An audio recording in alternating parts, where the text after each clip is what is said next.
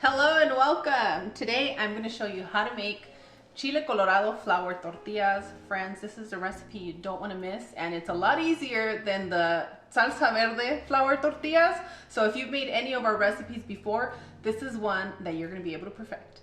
For this recipe, you'll need 2.5 cups of all-purpose flour, 3 tablespoons of lard, or you can use vegetable shortening, 1 cup of warm water, 9 guajillo chilies. Make sure to remove the stems and the seeds. And to season our tortillas, we're going to be using 1.5 teaspoons of salt, 1 teaspoon of ground cumin, and half a tablespoon of Mexican oregano. I'm going to start off by removing the stems and the seeds and placing our chiles into the blender. Add your salt, ground cumin, and for those of you that don't like ground cumin, you can skip it, but for those of you that love it, you're going to absolutely love it in here. Your Mexican oregano. And now we're gonna blend until smooth. My Vitamix seems to be out of commission, friends, so she's gonna go on vacation while she gets repaired. So we're gonna use our Foodie Ninja blender to blend our chiles, which is perfect because a lot of you have these and they're just so much easier to use. And boom, done. Place your burner on a medium heat and add your blended ingredients.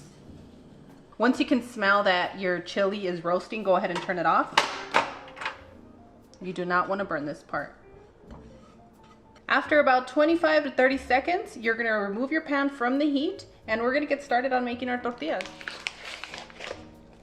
Add your 2.5 cups of all-purpose flour to your bowl, and then you're going to add your chili blend.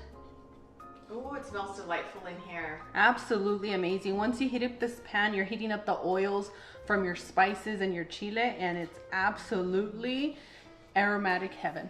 Oh, it really is. What a difference from when you boil the chili. A huge difference. Would I be able to add my boiled chilies in here instead of doing the dry method that you did? Of course you can, Cloud, but guess what? It's gonna get really sticky and gross. Oh, man. So if you guys want to work that masa, go ahead. But when you're working with all dry ingredients, it just makes this process a whole lot easier, and it's absolutely beautiful. This is one of the most gorgeous masas that I've ever worked with. It looks beautiful. And you know how much I love the masa for the tamales. We know how much you love red chili. Got excited just when you hear you say that. You're blushing. Add your 3 tablespoons of lard. And now we're gonna break up the lard and combine it into our dry ingredients. Thanks for the splash. You're welcome. I knew you were gonna love that. As soon as the blend hits any kind of oil, you're gonna start seeing that color come through. It's absolutely beautiful. I was just thinking, how lucky are the kids where their mothers greet them with fresh made tortillas. Yes, precious babies. They deserve it. Yeah, you know? Yeah, they deserve it. When I made these last time, the babies, because I wake up early, the babies woke up and and they said, "What's in the oven? It smells so good." And I'm like, "Oh, that's just my masa." You know how I turned the light on in the oven? They thought that I was baking something and they got hungry. They're like, "It smells like chorizo." They're so sweet. So they woke up hungry that day. So once you've combined your lard into your dry ingredients, you're gonna make a little well and start by adding 3/4 of a cup of water. Depending on your climate, you might need a little bit more, a little bit less, but you can gauge it that way. I don't know if I said it, but the water that I did pour in here is warm.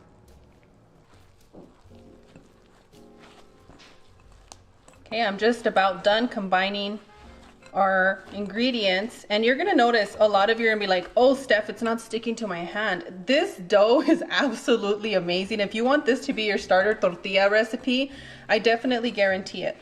A lot of you have a difficult time and don't know when you need to add a little bit more water. Right now would be the time to add a little bit more water. Just because you have all that flour down there? I know that if that flour down there needs to be hydrated, I still need to hydrate a lot of this masa.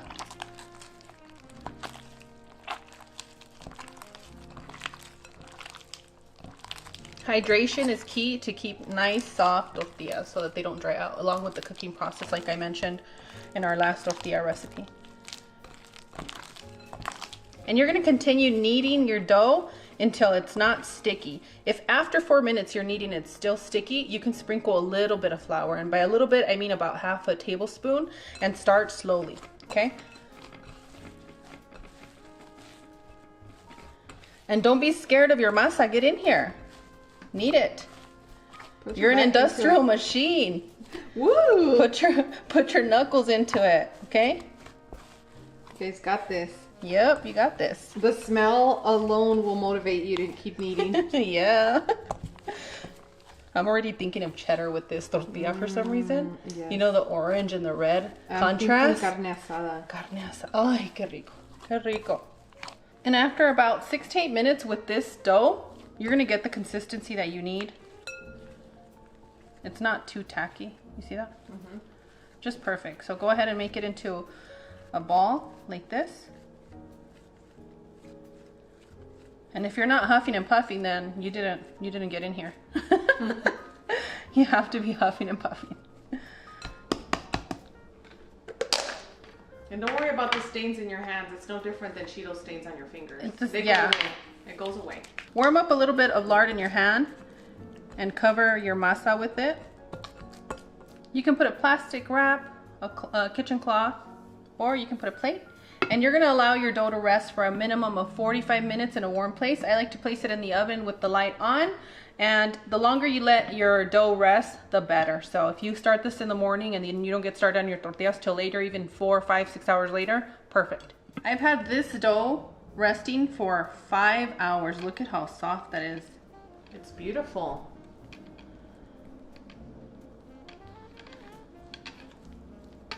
And now we're gonna start making our tortilla balls.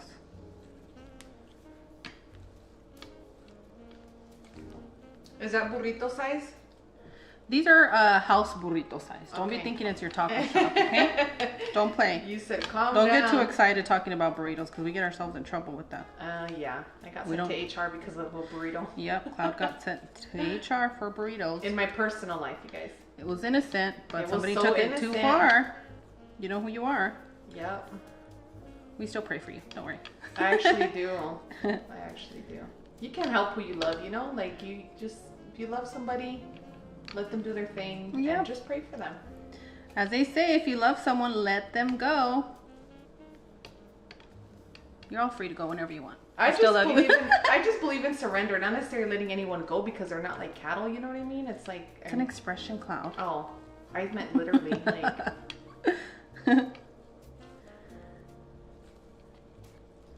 You're like, no te rías de mí. Me? Yeah, no, I laugh at myself. That's how you get through. Maybe it's a cultural thing. Yep, it is for us. Pretty exact. You're gonna get a dozen of tortillas, okay?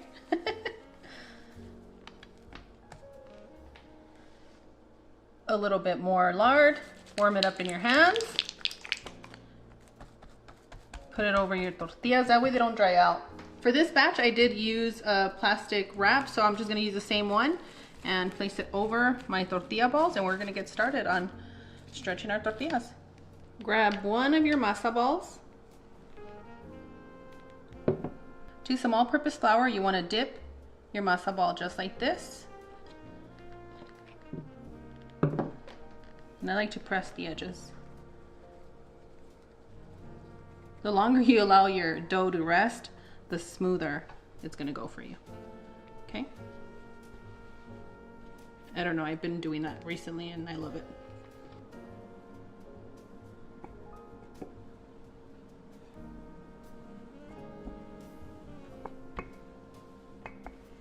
And start rolling your tortilla. Do your stretch like a big huarache. That's about how big your tortilla is gonna be, okay? So once you do that, go ahead and flip it over. These tortillas are so soft while you're rolling them that it almost feels like a juicy tender steak. Ooh. Kind of like our birria verde, guys. In the oven, that tender. You are gonna have to dust your rolling pin a few times while rolling your tortillas, and that's okay. If you see any of the flour, it'll be fine. That's why sometimes with this recipe you have to hydrate it properly, or else when you're doing this part, that's the part that'll end up drying your tortillas too. I hope this small recipe of tortillas is inspiring you to get in that kitchen. Start building memories with the kids. Saturday mornings, get your coffee and start with the masa, even if they're not helping. They're gonna remember you for making tortillas on Saturdays. And when they miss you, they'll be making tortillas on Saturdays. And they eventually come around. They do, they do. I mean, who doesn't love tortillas? And boom, we're ready to go. So good. Cloud got the first taste test today.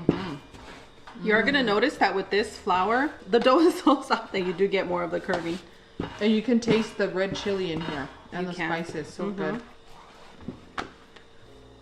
You outdid yourself. Also, when you're roasting your chili, you can get more of the natural oils to come out from your chili, and that's why your blend for your lard has to be exact for this recipe. Gracias, doña. Ready? Ready.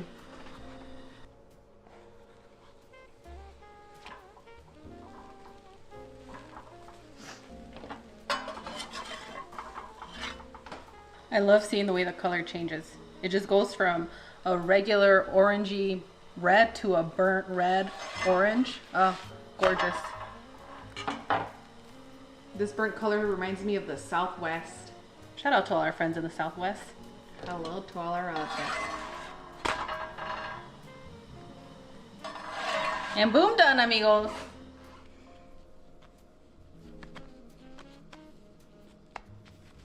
Look at, they are done perfect. You can fold them. They're not gonna crack. Burrito time. You're all set. This is gonna be the best recipe for you to make if this is your first time making tortillas. The dough is so forgiving for your sweet little hands. I'm telling you, if you're gonna make a tortilla recipe, this is gonna be it. And you don't have to butter every single tortilla. We just do this, it's a comfort thing, you know? Just get it right off the pan and butter it up. For some reason, it does have to be the whole stick of butter for me.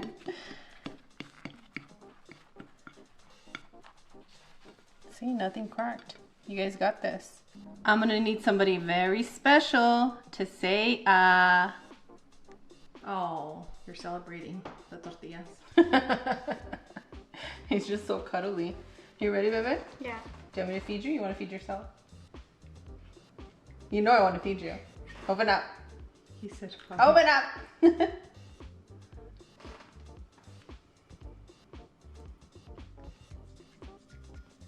I asked him, I said, I want to know what your favorite tortillas are. And he's going to say it right in front of you guys. He's a little bit on the spot right now.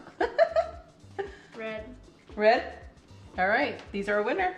There you go. Friends, if you make this recipe, please let us know. Tag us on our social media. If you haven't subscribed, make sure to subscribe, comment, like this video, and we'll see you guys on the next one. That's it? You don't say bye? I'm still eating. Bye. Adios. You haven't been able to function. No, I don't know what is in here. It's a surprise, Punky. What if it's pork butt? Pork butt. That'd be really good in here, actually. There you go. You want butter on there? Yeah. Oh, a lot or a little bit? A lot of butter. A lot of butter it up. You rowing today? Yeah. All right, then I'll butter it up. You're gonna need all that energy. I was thinking, who's special enough to come and say ah for mommy? You're so beautiful. He really went for the owl like he was the doctor's. So sweet. My sweet angel. What do you think? What do you think? You're already ready to go? Good? All I right, love it. enjoy. All right, I'm gonna clean up. Hello and welcome, amigos. Today, I'm gonna be showing you how to make shrimp pozole. For those of you that are cleansing, those of you that are practicing Lent, this is gonna be a recipe for you, especially if you love shrimp and Mexican food. Okay, mis amores, what we have here is pink shrimp, and look at the size of this shrimp. It's really large, and these are the ones that you want to buy when you want to do some show stopping for your family or your suegra, okay? And then you get to see a lot of these shrimp at more Mexican stores and Asian or international markets, and you're gonna find that it has a little razor at the top, and that's what you want to trim off. We're gonna continue removing the little razor from the top of the shrimp head, and we're gonna remove the shells. For those of you that don't have access to shrimp with the head, you can use your regular shrimp at your grocery store, the one in the frozen aisle, with the shell on. And if you still don't have access to that, you can always enhance the flavor that we're looking for by using some shrimp bouillon. Friends, don't be scared to clean your shrimp. You're gonna find a little bit of stuff here in the back, and you wanna slice it on the inner part as well, and you wanna remove all of the little junk that you see, okay? It's up to you, but we highly recommend that you clean your shrimp. Clean your shrimp. It's not going to be up to you. I'm telling you, bossy mommy, clean your shrimp. Because the last thing I want to see when I go to your house is get a shrimp and has a doo-doo bag in there, okay? And for your large shrimp, all you want to do is cut a slit through the top. And this is going to be the showstopper. The one that you put right on the top hanging so it can look nice and beautiful and enticing. And with this one, for some reason, there is no slit to be made here at the bottom. It's pretty clean. What I'm going to be doing with the shells, I'm going to be using this BPA-free mesh that I used for our seafood boil. That seems to be really popular right now. Thank you guys for the support. And we're just going to pour them in here. If you have a different little container, those different little bags where you can put your spices and boil with it, go ahead and use that. Okay? Ooh, ooh, ooh. I'm going to tie a little knot. And we are going to be rinsing this little bag before we put it in the pot. And we're also going to be rinsing all of our shrimp. So let's go ahead and do that.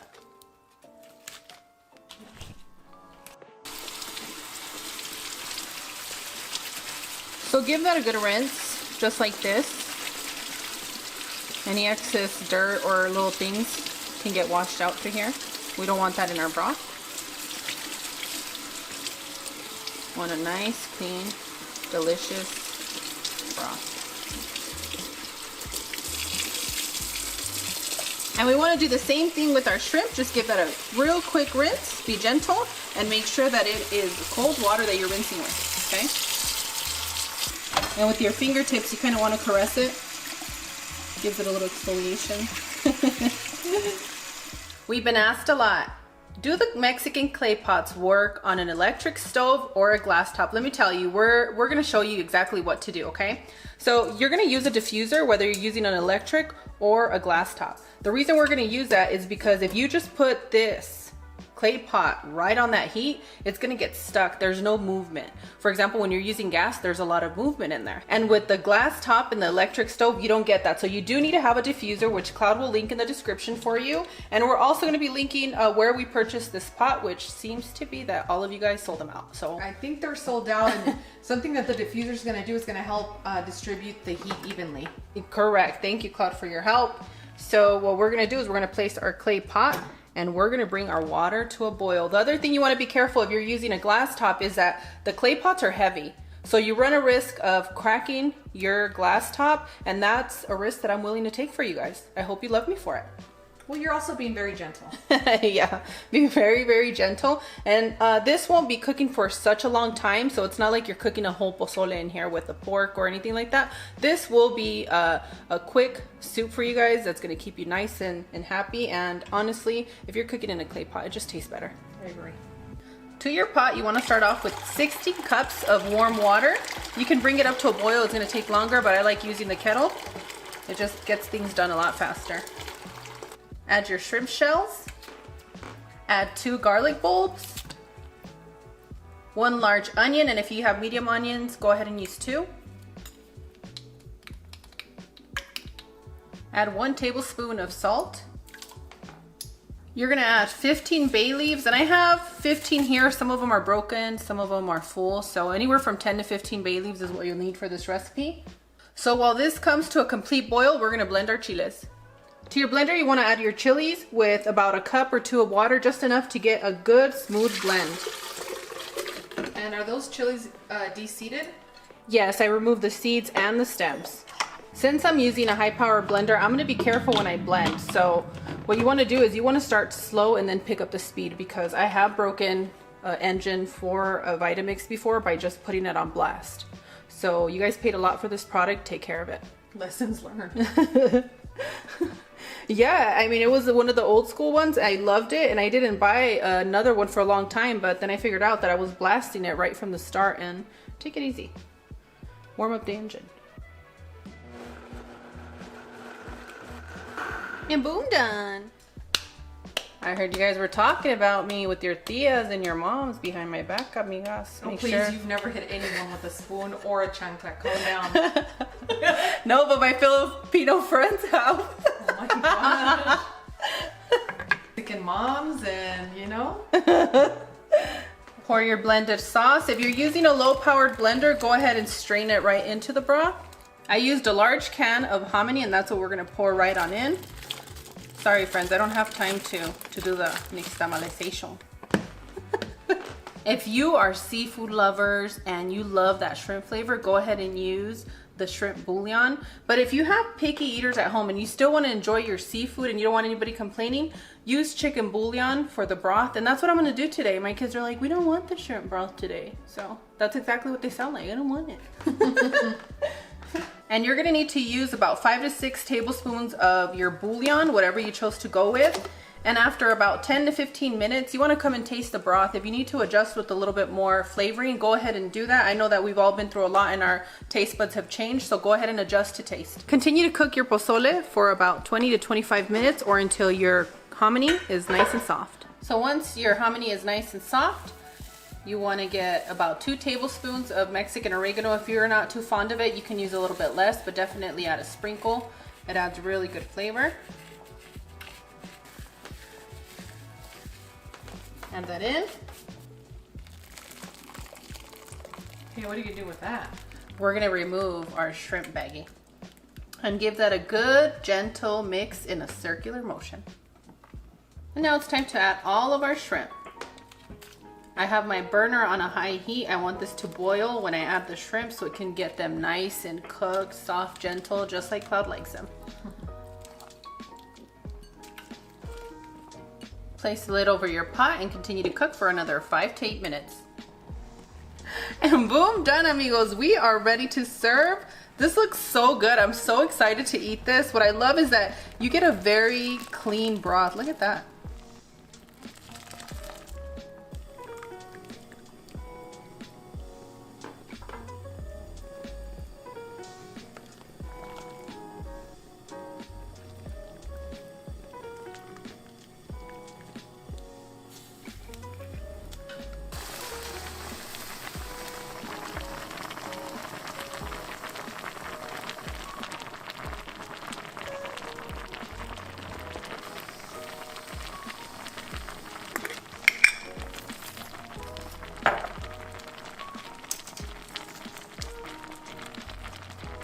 I'm gonna need somebody very special to say Buen provecho, mi amor. Thank you. I'm gonna be very careful. This is popping hot. I'm using one of our Korean bowls so that this stays nice and hot while we're eating. It's gonna be spectacular.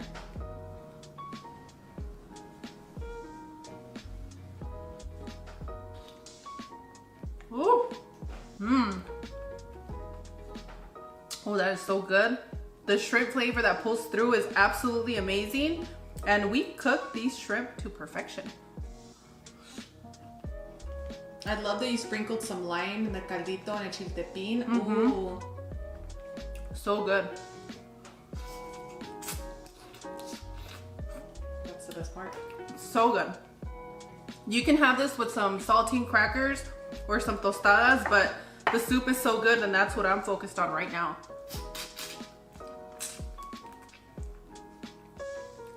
Do you have any tips for us?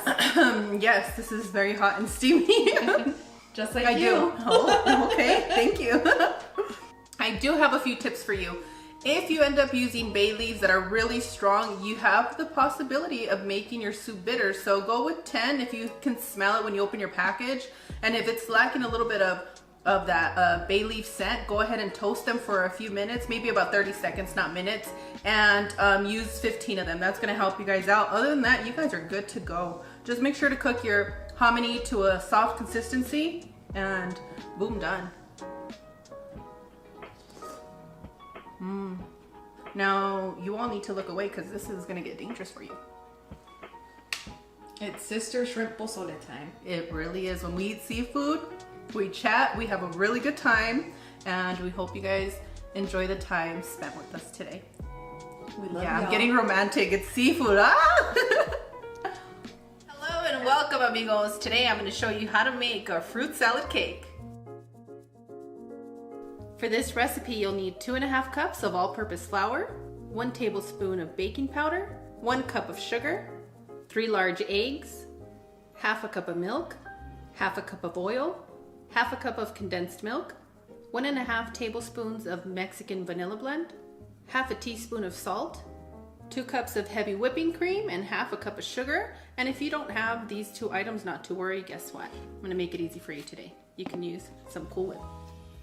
You'll need 1 small can of fruit cocktail and 2 cups of your small marshmallows. And I know this looks like a big can, that's all I have, so make it comfortable for your home.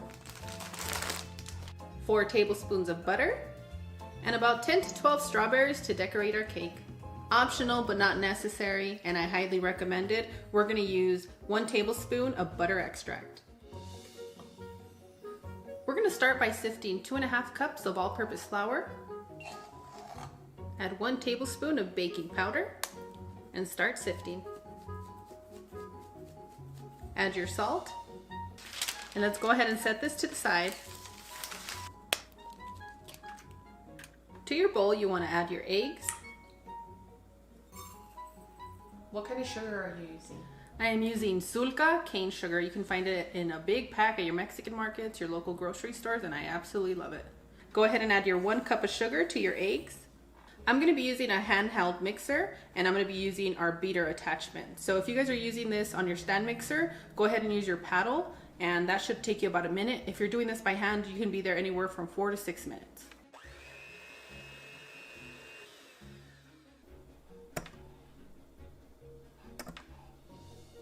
Add your milk, your half cup of condensed milk, and your vanilla. Give that a good mix until all your ingredients are well combined. Add about 1/3 of your dry ingredients and start mixing. Add about 1/3 of your oil and 1/3 of your milk mixture and combine.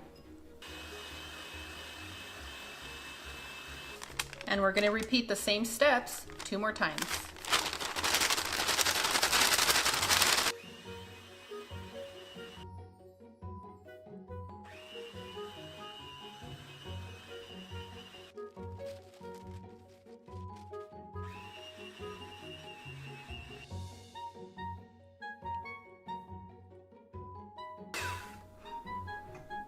And boom, done. To your baking dish, you're gonna add a little bit of oil. You can use a non-stick spray or a little bit of the butter coating at the bottom. But today I'm just gonna use a little bit of oil. And now we're gonna pour our batter into our baking dish.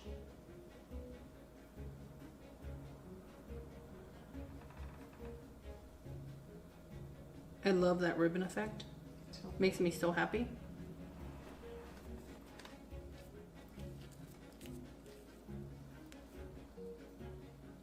And I don't want to see anybody licking the raw batter. Wait for the whipped cream. That's the best part. Yeah, it is. And now you just want to level out your batter. Once you've leveled your cake, you want to pick it up and tap it a few times. That allows all the little bubbles to come to the top. We're going to go ahead and place our cake in the oven at 350 degrees, and it's going to be 25 to 30 minutes. Take your can of fruit cocktail and strain the juice. If you're a person that prefers to bite into a big juicy grape, go ahead and keep them whole, but for me, I don't, not in this particular situation, so I'm just gonna slice them down the middle, make them into smaller little bits, but we are gonna keep it in our fruit salad. You guys are gonna eat your grapes. Bossy Mommy said, eat your grapes. To your cocktail syrup, you're gonna add 1/4 of a cup of melted butter.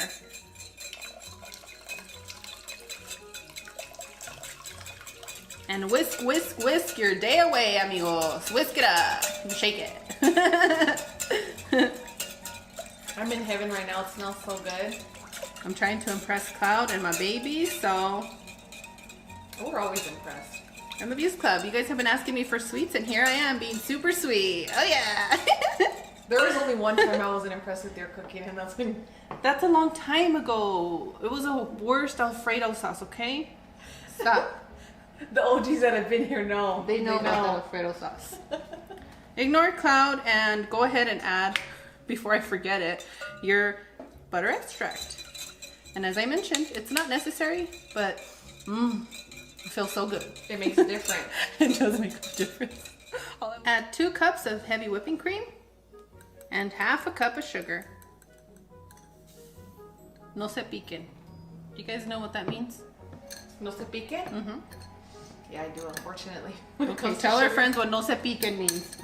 It means not to get carried away. Don't get carried away. Don't overindulge, okay? There's sweetness here, there's sweetness there. Take it easy. It smells so good in here, man. Es que traigo mis botas ahora. Folks, it smells great. Y'all, it smells great in here. And we're gonna start mixing. If you're doing this by hand, you're gonna be there about 15 to 20 minutes and you better not stop. You better beat it, because nobody wants to be defeated when you're whipping heavy whipping cream. So if you're gonna do a stand mixer, watch the Tres Leches cake video. I'll put in the link below. But for me, I'm gonna start slowly and then speed it up. Yeah, that's what we're doing. And boom, done. Friends, you're gonna see that my whipped cream is a little bit stiffer than you would see anywhere else, but there's a reason for this. When we add that fruit cocktail, it's still wet. So we want it to be able to hold and still give us the creaminess that we all absolutely love. Add your fruit cocktail to your whipped cream and fold it in. That's giving me the goosies. And make it rain marshmallows, amigos. These are absolutely delicious. Cloud's favorite. You impressed today? I love marshmallows. And just mix all your ingredients In the smallest bowl you can find. in the smallest bowl. I promise you guys I ordered a bigger bowl. You could have gone smaller too. Don't tempt me. Don't tempt me. And once you're done mixing your ingredients, go ahead and place this in the refrigerator. Friends, this cake here was baked in an oven that was not preheated. And what I mean by that is that as soon as it hit 350 degrees, I baked it. So I'm going to show you right now what happens with your cake when you preheat your oven before baking. And this cake here has been baked in an oven that has been preheated for a minimum of 30 minutes. So if you want the nice fluffy cake that's just barely almost going to peek out of your baking dish, go ahead and preheat your oven, wait 30 minutes, and then place your cake in the oven. I do find that it works best when it's hot to detach the cake from the sides. And you will notice that when you preheat your oven properly, you do have a little bit more of a toasty color at the top. Just absolutely beautiful. I've taken my cake out of the oven. I've allowed it to cool, and it's been about an hour and 45 minutes. And start poking holes in the cake, kind of like you would your Tres Leches cake. And the reason I'm doing this is because if you're going to serve the same day, this is going to give it a great flavor. But for those of you that are going to keep this in the refrigerator and take a slice one day, wait a few days, this is going to keep your cake nice and moist in the refrigerator. If you don't want to do the butter syrup, you're okay. This cake is moist enough and it's just going to be absolutely perfect with the cream. So it's going to be up to you. I like giving you choices so that you can always make it comfortable for your home. And this time I'm going to say no, use the syrup. She wants a syrup, everybody. And now you're going to pour your buttery syrup. And I'm going to start at the edges because you know those are the crispier parts and I want them soft. Nice and soft. Once you've done that, you're going to place this in your refrigerator for 30 to 45 minutes. We want everything to be super cool. And since my ingredients here were room temperature, because I didn't want the butter to get cold with the syrup, we're going to place this in the refrigerator. So make some space. Once your cake has cooled, it's time to add your fruit salad. Yummy, yummy. Yummy, yummy. Since this cake is sticky, you want to place your fruit salad into little segments because you don't want to lift it back up from the cake. And now it's time to spread.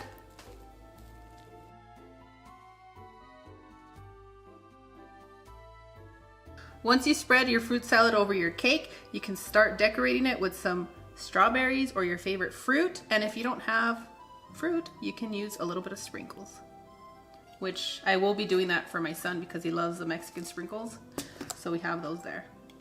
And while you're slicing strawberries, you might want to slice a few extra because my kids, they came through right now and they ate all the pretty ones that I had placed for you guys, so they beat you to it today. Yeah, those are my godchildren. They see sliced strawberries and they go for it. And all I did was, you have a machine to cut your strawberries, or you can do it with your knife to just cut them into little slivers so that when everybody's eating them, it's a lot easier. And that's a story about the strawberry thieves. And it happens. I'm warning you guys. And boom, done, friends. We're ready for a taste. Remember, when you're slicing, take it all the way through. Clean your knife.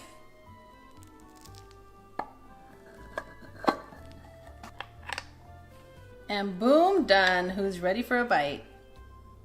I'm gonna need somebody very special to say oh my goodness, I almost forgot to add Bebe's little sprinkles in here. Just makes the kids so happy. Buen provecho.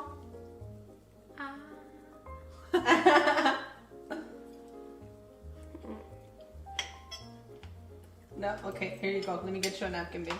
Oh, I dig the wet sponge. You dig the wet sponge, okay? It has like a taste of tres leches, but you put like, instead of like the same strawberries, you put it with different ingredients, and I like that about this. Do you like Wet. that? Do you like it more soaked, or is this a perfect soak? This is a perfect soak, I would say. Wow, it sounds like you've been watching a lot of baking. Oh, and you did good with the the oranges. Are these oranges? Peaches. Yeah, peaches, and the And sprinkles give it a good top. Do you want to know what all that fruit is? Is fruit cocktail from a can. Cocktail? From a can? Yep. Do you guys recommend the sprinkles or no sprinkles? I recommend both, but without. It would taste good without sprinkles or with sprinkles. Okay. I recommend sprinkles. Yeah, he does. He loves sprinkles. So if you're gonna use sprinkles, don't sprinkle them on until you're ready to serve. Yep. They're gonna bleed on your whipped cream. You Yeah, done so- eating? Okay. No, we were talking about the cake, so I Oh, put it down. okay. You're So I really put into it this down. conversation. You're so polite. I sweetie. liked. What's this? What kind of whipped cream did you use? I used heavy whipping cream and sugar, and then I mixed it until it was nice and fluffy. Ooh, yeah. Do you guys like the fluff? Yeah. So would you guys go with Cool Whip or with Any kind of whipped anything? cream? Will This okay. is Anything good. will work. All And right, this is guys. sponge. So So are he you? said this one. He likes the. You like this the one? fresh whipped cream. Okay. So are you guys gonna be able to make this for the holidays? I might. I don't know how. You can make it. I'm gonna challenge you. I think so. I know what. I don't know. Should we challenge Bebe to bake the cake? He should. He's good in the All kitchen. right. You're gonna have to make one cake for us. Mm-hmm. Hello and welcome, amigos. Today I'm going to be showing you how to make canned tuna sopes. And if you don't want to use tuna, that's okay. You can use some, let me get them, some mushrooms. And this recipe works great with canned chicken or shredded chicken. So let's go over the ingredients. For this lovely recipe, you'll need 2 cups of maseca. If you don't have maseca, you can use fresh corn masa. 2 cups of cold water, 2 cans of tuna, 2 minced garlics, a small bunch of chopped cilantro, 1 ripe juicy tomato, and half an onion. You can go with purple, yellow, or white. It's not gonna make a difference. It's just gonna enhance the flavor because you're making it comfortable for your home. 3 chopped chipotles with adobo sauce, and 3 tablespoons of tomato sauce. And friends, in life you should have choices. You can choose your choice of oil or butter for this recipe. Half a tablespoon of Mexican oregano, 1 tablespoon of tomato chicken bouillon, 1 teaspoon of black pepper. One of our friends asked us, what type of tomato chicken bouillon do you use? We are using the Nor Select, but as long as it says chicken and tomato, go with that one. For your toppings, we're gonna be using crema fresca, your choice of salsa verde, lime juice, thinly sliced lettuce, and some red radishes. Add 2 heaping cups of maseca to your bowl. Since I want my sopes to be crispy on the outside and soft on the inside, I just need a little bit of extra help, so I'm gonna add half a teaspoon of baking soda. Add your cold water.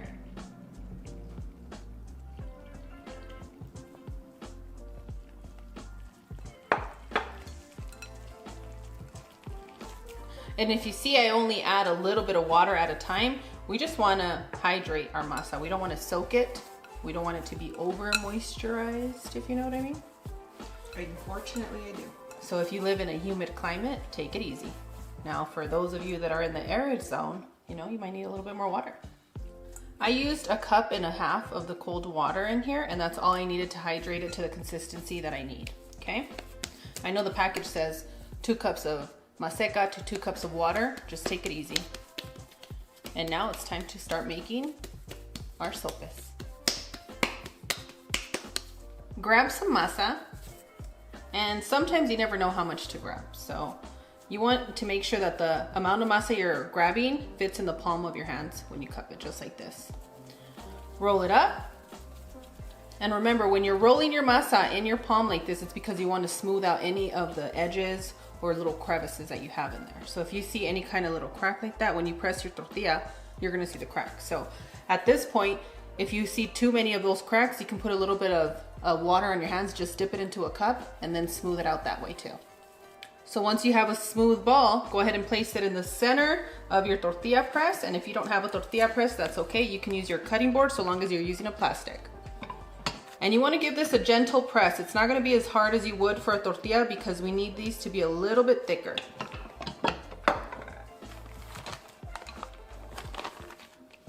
And that's about the thickness you want for your sopes. I'm going to go ahead and place this on a parchment paper using my baking sheet, and I'm going to continue with the remaining ones, and then I'll meet you guys at the stovetop. Hola amigos, hi friends. In today's infused water we have grapefruit, we have ginger, we have mint, and 1/4 teaspoon of baking soda. And what that's going to do is help alleviate the bitterness that comes with some of these mixtures. Stay hydrated and stay loved. If you're using cast iron on your glass top, you need to be really careful. You don't want to shatter the glass. So I'm going to place my comal gently, and you're not going to be shaking or moving anything around, okay? We want to bring this up to a good heat, so I currently have it at a medium heat, and we're going to work with it. Place your sope on your comal. And a good tip for you guys is that you're going to see it cook about a minute, minute and a half. You're going to see the color change. So once you get it to about the halfway mark and you see the difference in color, that's when you want to flip it. So you end up cooking your sopes about, I want to say 2 minutes, about a minute on each side. Once you flip it, the other side takes a lot less. And once your sope is ready, you see that the color has changed. I'm just going to place our other one here.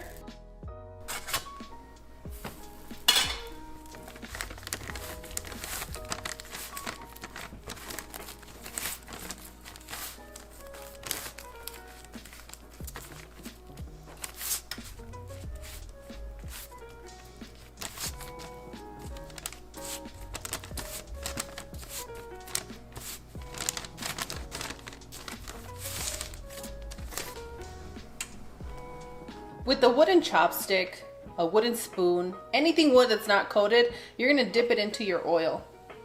And when you see a bubble, it's go time. Place your sope into your oil. I'm gonna fit 2 in here, I think. I'm gonna make it happen, yeah. There we go. Can we put these in the air fryer? You sure can, just make sure to give it a good oily spray. Okay, thank you. Friends, if that oil looked a little suspicious, it's not. I repurposed my oil from our empanadas yesterday, and that chile and the shrimp and all that stuff, you know, infuses the flavors and causes your oil to bubble up just like that. We had this bubble guppies. Bubble. Mama. No. She needs to calm down, you guys. So all you want to do with your sope is fry it for about a minute, minute and a half, okay? Focus everybody. I'm going to continue frying the remaining sopes, and then we're going to get started on our filling. Place your burner on a medium heat and drizzle a little bit of olive oil, and I'm going to be mixing it with butter, so that's about 1/2 tablespoon of olive oil. Add 1 tablespoon of butter. Allow that to melt and have fun with it. Add your onions and your tomatoes.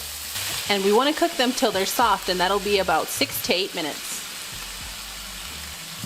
After about 6 to 8 minutes, you're going to add your garlic, chipotle, tomato sauce, And the tomato sauce is not necessary. I just have a big pan that I opened up that I have to use, and you guys are gonna bear with me. Your tomato chicken bouillon, black pepper, Mexican oregano, and give that a loving mix. Oh, that looks beautiful. Add your tuna. And friends, since everything's so expensive all the time and you want this recipe to stretch, go ahead and add some pre-cooked cubed potatoes. All the teenagers just cheered me on right now, saying, yeah. We love our papas. We love our papas and our papas. And our papitos and our papacitos. We love all of you. And I'm going to continue to cook on a medium-low heat for about 4 minutes, just until all of our flavors combine. And after 4 minutes, you're going to turn off your burner. You're going to sprinkle your cilantro, unless you're a cilantro hater.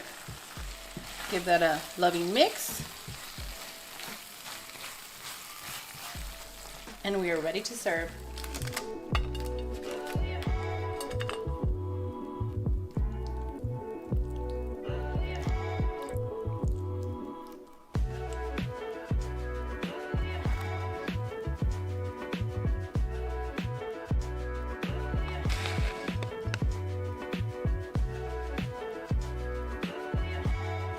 I'm gonna need somebody very special to say, here you go, sis. Thank you. Enjoy. How delicious. Buen provecho. Thank you. These are delightful. Yeah, definitely go with potatoes. Ooh, the spice is good in here. Let me clean myself up. And friends, I do have tips for you. It's called drink your water. And the second tip for the recipe is have a lot of fun making this recipe. If you're gonna be serving children or those that don't like spice, don't use all the chipotle, just use the adobo sauce, and that's enough heat to provide the flavor that we need for this recipe. It's absolutely wonderful. It's super easy to make. You can get this done in about 30-35 minutes. Now, if you're a beginner, it might take you an hour, but it's gonna be worth it. Whatever time you spend on it, it's gonna be time well spent. Ooh. This is why I bug you to make this. It's so good. Sure, I can make it myself, but it doesn't taste the same when somebody makes it for you. So, not only am I happy to be back in the kitchen cooking with you guys, to see my sister munching like she is right now, absolutely makes my heart melt. That's what dreams are made of. Good sisters, good family, and a lot of fun. Es que comida en la casa. So good. For our friends that don't know what comida en la casa means, it pretty much means you have food at home, so make it.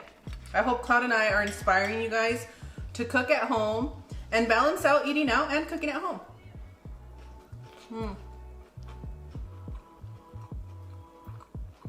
The first one we eat with you guys, the second one, we're gonna eat at the table. We'll see y'all. Bye. Now in my head, I'm like, I'm gonna make this again. Hello and welcome, amigos. Today I'm gonna show you how to make a super easy ground beef casserole. For the ground beef layer, you're gonna need 1.5 tablespoons of Knorr chicken bouillon, 1 to 2 pounds of ground beef, a can of tomatoes and green chili, and 3 to 4 tablespoons of your favorite taco seasoning. And if you don't have a favorite one, I'll link a recipe in the description for you. 10 to 12 corn tortillas, 2 cups of your pre-cooked Mexican rice, a can of black beans. For our toppings, you're gonna need Mexican sour cream and cheese blend, iceberg lettuce, your choice of hot sauce, and some pico de gallo.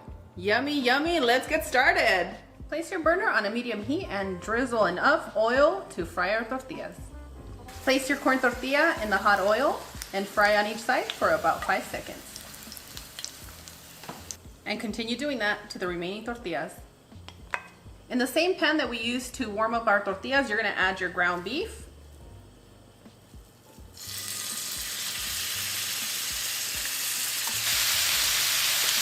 Add 3 tablespoons of your taco seasoning. And remember to adjust depending on the brand that you're using. 1.5 teaspoons of your Knorr chicken bouillon, and start combining your ingredients. And continue to fully cook your ground beef. Once you fully cook your ground beef, go ahead and add your can of diced tomatoes and chili.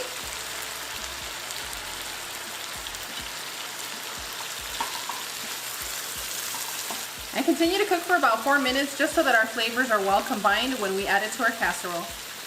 And now for my favorite part. Let's start layering our casserole. Our bottom layer is gonna be filled with tortillas, and I'm gonna overlap them because I really wanna have a good bite of a corn tortilla.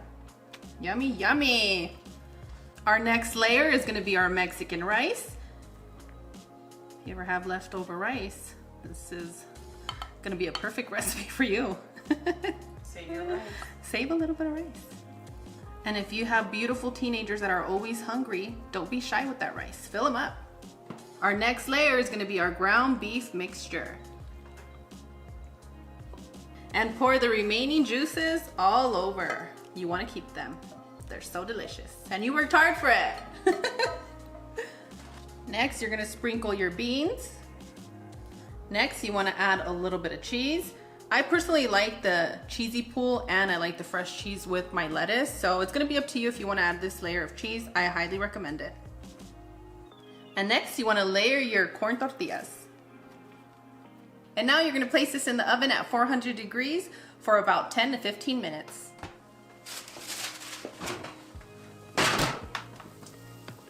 And once you take your casserole out of the oven, you're gonna place a layer of your sour cream, your crema fresca right on over. Don't be shy with it. Next is gonna be your layer of shredded iceberg lettuce. Don't get too fancy on this one with your romaine or anything. Make sure that it's iceberg, it just tastes way better. Your layer of cheese. Your pico de gallo. And next you want to add your layer of your favorite hot sauce. And the guacamaya hot sauce is one of our family favorites when I have to put it over a dish that everybody will enjoy because it's not too spicy and it's just absolutely perfect. Oh, you hear that crunch from that top layer? It smells good in here. Yummy, Love yummy. the ground beef in this. It's just such a perfect combo. The one that we made, the 7-layer one that we made, the kids were asking me for it again and I'm like, no, we're gonna switch it up just a little bit. Mom gets bored in the kitchen. Ooh, can I do it? Can I do it? You got this. Ooh, we're doing this.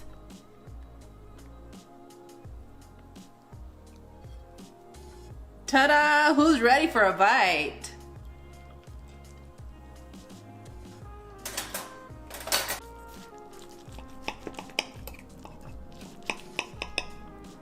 I'm gonna need somebody very special to say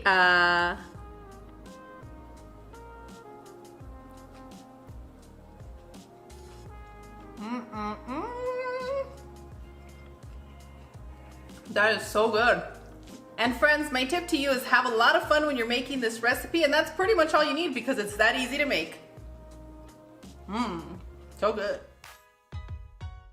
Hello and welcome, amigos. Today I'm going to be showing you how to make a California burrito casserole. We're going to start off by placing our sliced potatoes in the microwave for 2 minutes. I know, I'm using the microwave again. After 2 minutes, you're going to take your potatoes and you're going to place them into your oil.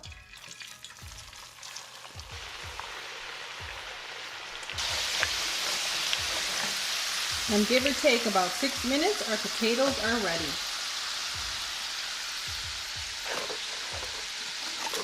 Bebe, can you sprinkle some salt on those potatoes for us?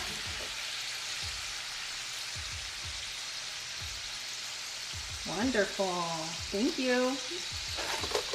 For this recipe, you're going to need 2 to 3 cups of your carne asada, a lot of French fries, 4 to 6 flour tortillas, 3 cups of cheese, about 1 cup of Mexican crema fresca, about 1.5 cups of pico de gallo, and your desired amount of creamy guacamole. I'm using large burrito tortillas, and what I'm going to do is I'm going to layer it at the bottom of our baking dish. Place a little bit of crema fresca. Mozzarella cheese. Next, your carne asada. That smells so good, right? Yeah. Woo, who's excited? I am. Layer your French fries. Add another layer of cheese. I mean, who doesn't love cheese pool in their casserole? Raise your hand if you, or say something if you like cheese. I love it. I love it. You guys love it? Yeah. All right, then I'm doing good. Now it's time to seal our casserole. You can fold your tortilla in this way. Just like that. Place your oven at 380 degrees and you're gonna bake for 10 to 15 minutes, okay? The first 10 minutes you're gonna bake with a parchment paper or foil over your baking dish because, you know, flour tortillas will burn quickly. So after the 10 minutes, remove your foil and continue to bake until you get the desired crispiness that you like. Once your California burrito comes out of that oven, you're gonna go ahead and sprinkle some more cheese.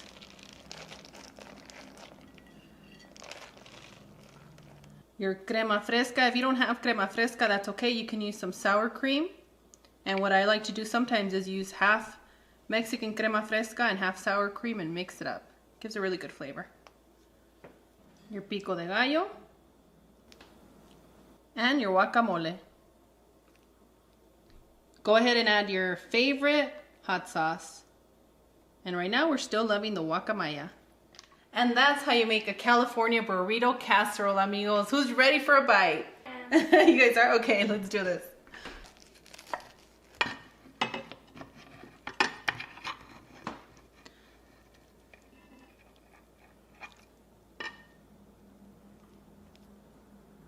Yummy, yummy.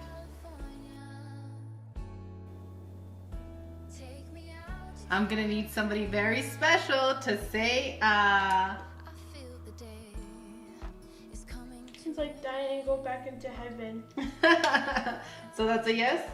All right. Wait, hold on. I need to tell you about it. Oh, you want to tell everybody about it? Okay. So I liked how you made the papas. How did you make it? We used French fries. Yeah, the French fries. How did you use it? I chopped up make some fresh potatoes and I fried them. Oh, I liked how you chopped up the fresh potatoes and the crema and the cheese makes it good flavor too, and the cheese inside makes it ooey gooey. Ooey gooey, so you like that? Yes, and the carne asada gives it. Yeah, the carne asada is fire. And I have somebody else that's very special, but I'm gonna need you to say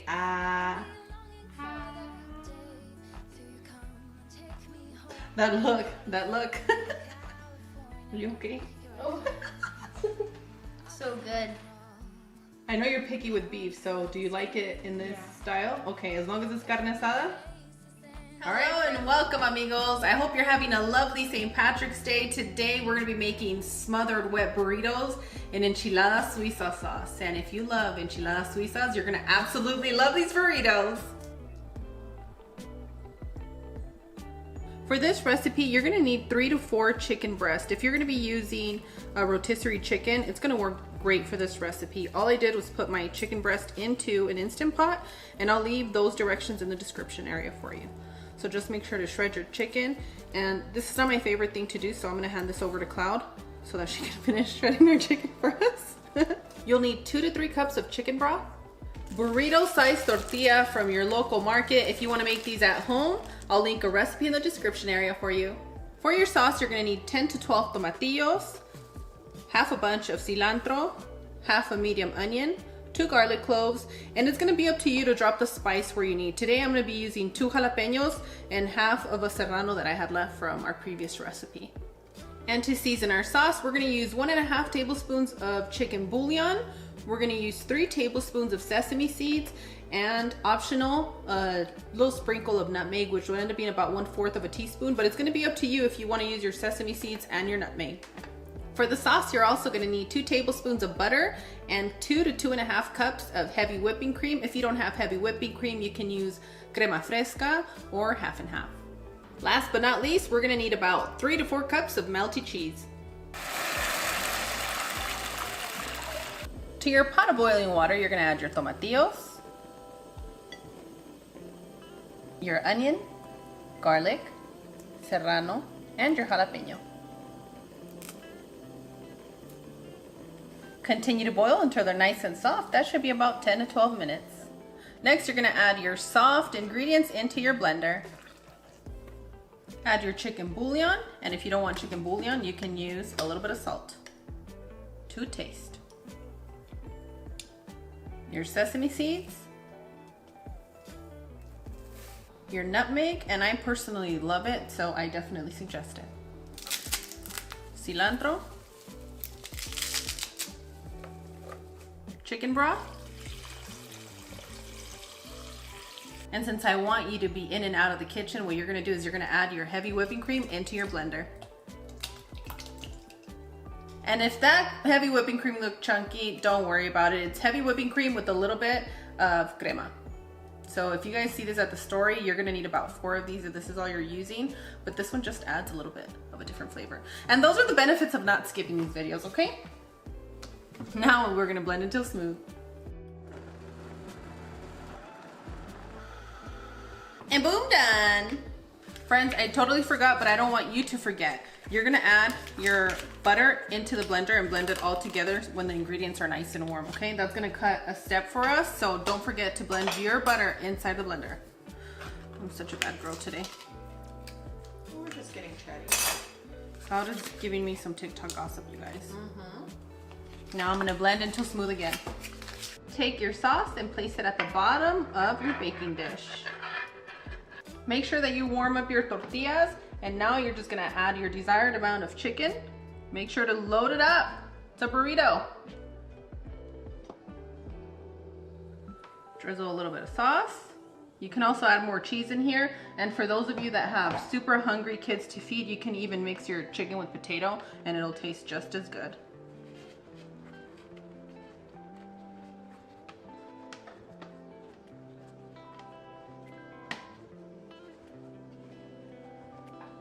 I'm gonna continue with the rest of our burritos. Hang tight.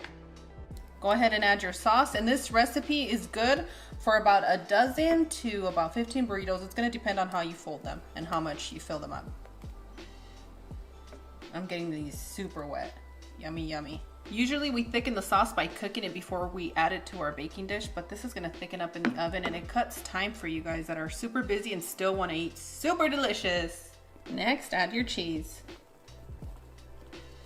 And now you're gonna place this in the oven. You're gonna bake at 380 degrees for about 15 to 20 minutes until you see all that sauce bubbling on the sides.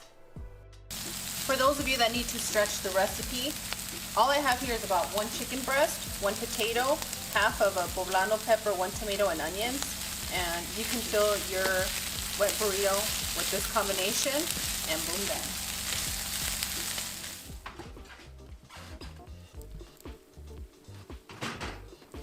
And that's what I mean by bubbling. Yummy, yummy, who's ready for a bite?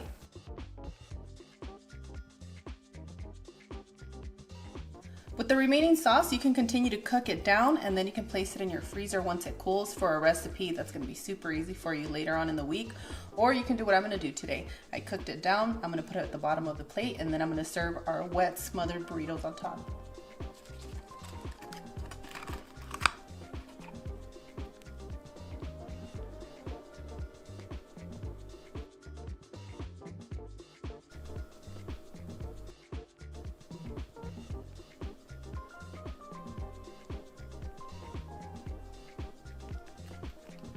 Ooh, doesn't want to come off. Who is excited and ready for a bite? I am. Ooh, me too. Somebody suggests that we take little bites. I'm gonna give you guys a tiny little taste today. Don't know why, but we all want a big bite. And that's a little bite for you. I'm gonna need somebody very special to say ah. It smells so good, and just the combination right now is making me super happy. Oh yeah. Thank you for the first bite. Buen provecho. Yes, Cloud got the first bite, okay? She's been super special and she deserved that bite. Thank you.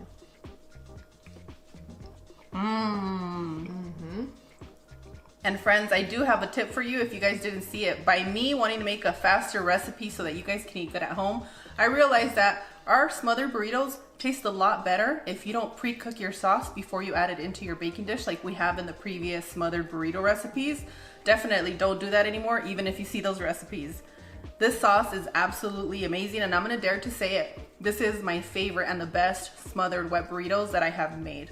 I agree. Hands down. So, so good. Ooh.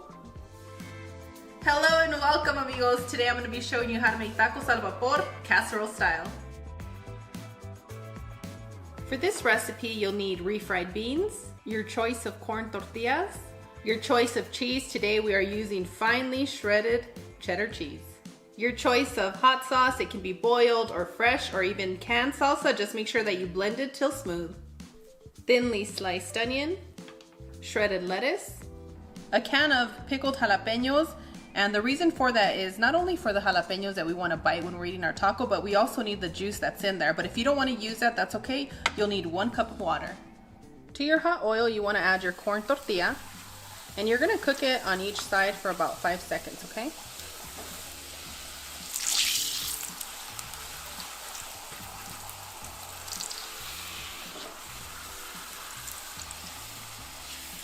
Give it a little fold. Let that excess oil drip. And it makes it easier for when we have to fill up our tacos. Boom, done. Optional but not necessary, I'm gonna be using some waxed patty papers, and they're just gonna be easy to just grab and go, because sometimes if these over steam, they fall apart, and we don't want any of that, okay? So what you're gonna do, you're gonna place 2 scoops of your refried beans.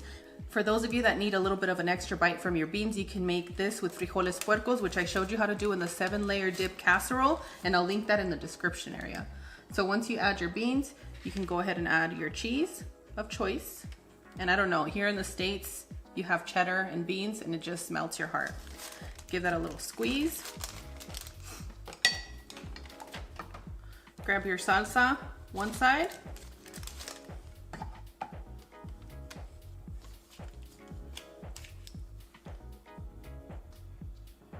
And down the middle.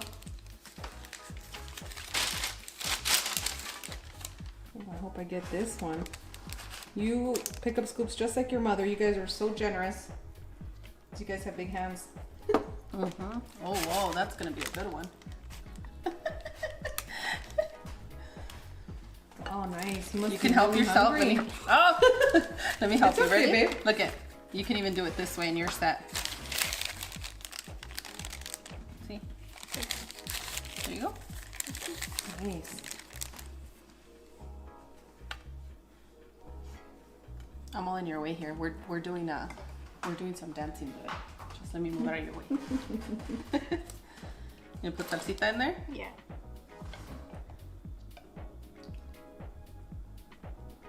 You can practice these tacos at my home anytime you want, sweetie. Wonderful. Oh, we got another taker. You're next, Punky, okay? Wait in line over What's here. this? Where do I think here? Los tacos al vapor. I make mine extra cheesy. Oh, wow. He's planning already. I'm worried. It reminds us of the hunt. Nice one. I think you're doing an excellent job. Thank you. All right, let me help you. I hope I get that one, sister. It's gonna be a mystery one there. All right, runner up. Ooh, we can sell the salsa already. It would be good for. It would be good for. Salsa? Is it nice and spicy, mi amor? If you have those like pinches, what are they called? Sabritones. Oh, sabritones, qué Yes, if you have this at deliciosos. home, you should try this. You should try with this dip. Pues no es dip, mijo, es salsita picosa. Yes, but it can salsa is also dip. Oh, okay. You're right. Yeah.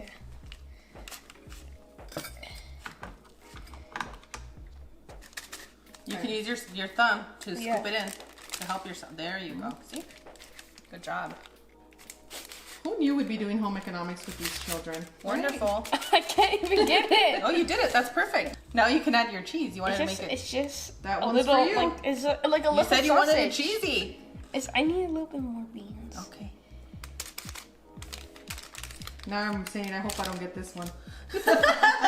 No, you don't want it because it doesn't even have that much beans. Oh, okay. That one's for you then? Perfect. So friends, if you don't know what the hunt is that people in England hunt for foxes with a pack of hounds. With a pack of hounds? Yes. Wonderful. Oh, where's the salsa? Okay. I have one thing in my hand, it's hard. You're doing a great job.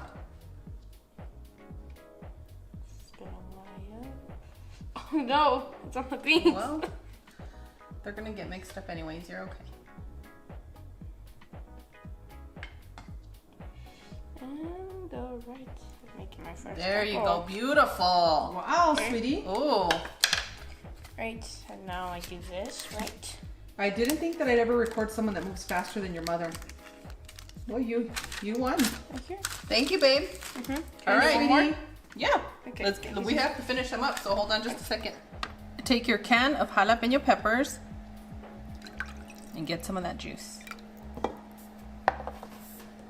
Not everybody likes onions, so that's the reason we're going to place our onions here on the side. Not only are they going to get super soft and delicious, but they're also going to help us produce the steam that we need for these tacos. Oh, because onions retain water? Or they Yes, have a lot of ma'am. water? Yep. And now you're going to add your jalapeno juice over them. Now, if you don't want that extra little spice from the juice, that's okay. You can pour a little bit of water over, okay? It's not too much of a spice. It's a gentle spice. It's a delicious. I mean, you can even put some of your pickle juice on here if you prefer. It's going to be excellent. Don't be shy. I have one family member that doesn't have a preference for cheese, so that's what we're going to do here. Just put a little bit of my onions. And you can do this at home too. You don't have to do the whole casserole. Just get your foil.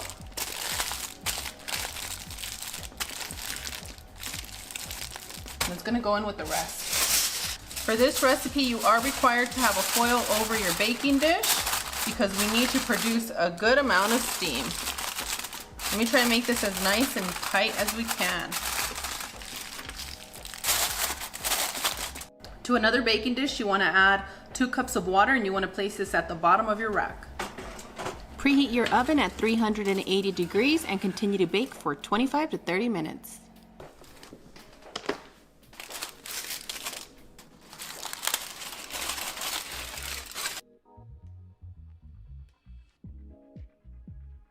Nobody wants to do dishes, so you can use your deli wax sheets on any kind of paper. And if it doesn't go through, I save my paper plate. Take your desired amount of tacos. Ooh, ooh, ooh, ooh. See, and that's when these little wax papers come in handy.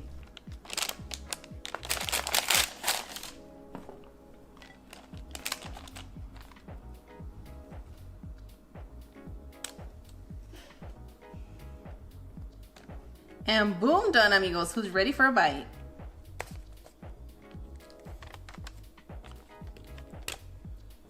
Look at how beautiful they steam up. When you're frying your tortilla, make sure that it gets a little bit of a coating, like a crispy coating, because that's going to make it best for this. So we're going to get a nice little taste here.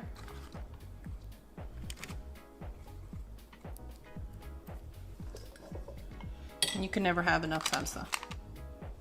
I'm gonna need somebody very special to say ah. I think placing your lettuce and your sides right here just makes it for an engaging taco session. Steph, that lettuce is hanging on for dear life. Which one? The one off the plate. Oh, You got same. it. Buen provecho, Mika. Gracias, gracias. Mmm. Ooh, they're hot. Are they steaming hot? They're steaming hot. Vapor means vapor, steam. And depending on the kind of tortillas that you're using, you're gonna see that your tortillas might fall apart. So these little wax papers are perfect for that. What kind of tortillas do you recommend? Ones that are a little bit sturdier? And those sometimes tend to be yellow or white corn depending on your store, right? Like one store, the yellow corn seems to be thicker for me. Oh, this is amazing.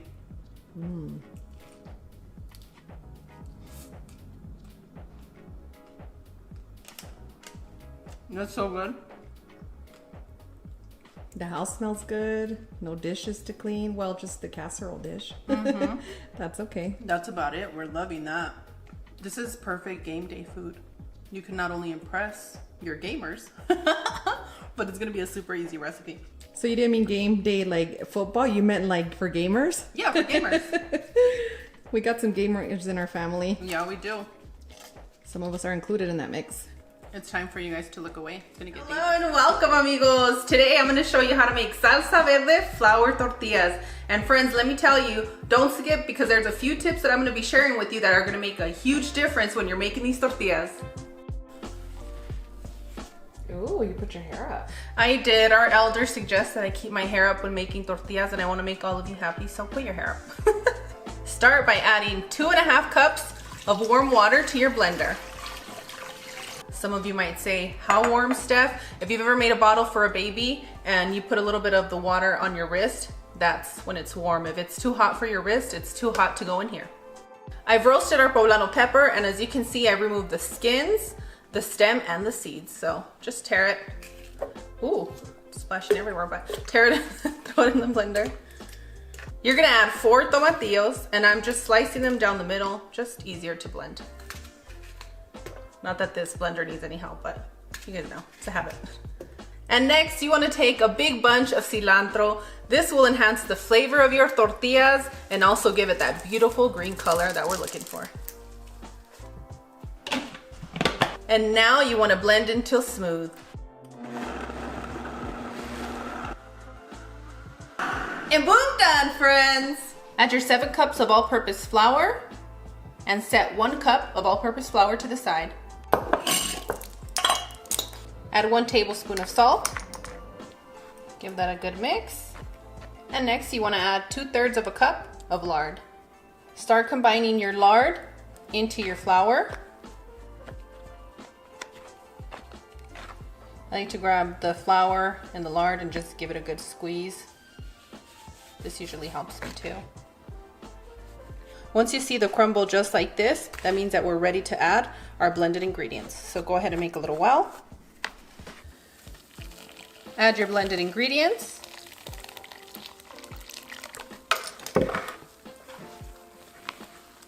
And start combining to the best of your abilities.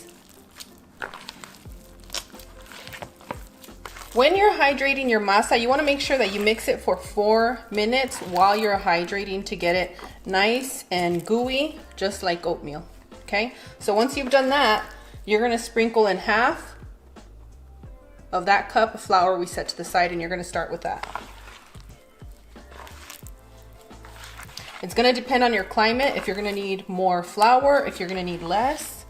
Look at the humidity levels, that has a lot to do with it. And don't get frustrated when it gets this sticky, okay? I can already feel just by mixing the dough that I needed that other half cup of flour. Now, Steph, how do we get rid of that stickiness? Let me tell you, amigos. You're gonna have to knead it. Whether it's on your stand mixer or by hand, like we're gonna do in just a few minutes. Take about 1/4 cup of flour and sprinkle it on your counter. And release the green machine. No, not your guys' green juice. And now it's time to knead our dough. You can get the stickiness off your hand if you really can't stand it. I think that's what frustrates a lot of people. And don't quit on me. The tortillas are gonna be worth the stickiness. So go ahead and start mixing. For those of you at home that still have a lot of the stickiness going on when you're kneading your flour, you can sprinkle a little bit more flour and start like about 2 tablespoons at a time. Don't go too heavy. Cloud placed a cup of flour for me here. Thank you, sis. And what I'm gonna do is I'm just gonna take a little bit at a time, rub it all around the sides that are all sticky, just like this. And I'm gonna keep kneading, friends. Continue kneading your dough for about 15 minutes or until it's nice and smooth. Is there a particular reason why this dough is stickier than the other doughs? Great question, Cloud.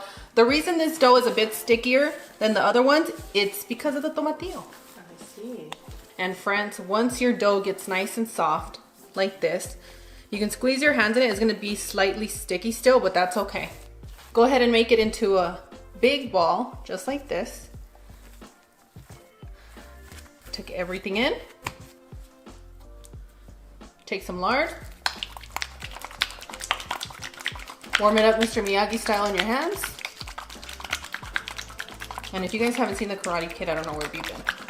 Unless it's UV School Junior, but you guys probably already watched this season with your parents. You want to allow this dough to rest a minimum of 45 minutes in a warm spot. What I'm going to do is I'm going to place it in my bowl, place it in my oven, 0 degrees with the light on. And these are going to be small for taquitos, and these are going to be for more burrito style tortillas. Once you've allowed your dough to rest, it's time to make our tortilla balls. So nice and smooth. And you can see as I'm making the tortilla balls, it's still slightly tacky, and that's okay. Don't worry about it. While you're making your tortilla balls, if you notice that your dough's a little bit dry on the outside, you can just lather your hands with a little bit of lard and start squeezing out your little balls. Take a little bit of lard, warm it up in your hands, and tap all your tortilla balls. We do not want them to dry out. Now you're gonna take one. You have 2 choices. You can either roll them with your hands in a circular motion and get little softies like that, or you can lay your palms flat just like this and roll it up. It's gonna be up to you. Now I'm gonna continue with the remaining tortillas.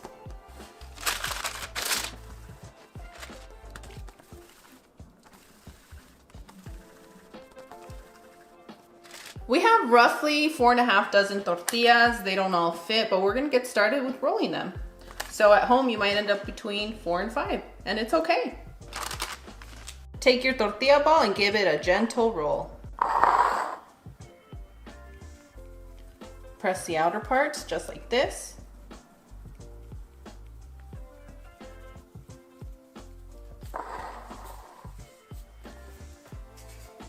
And now it's time to roll.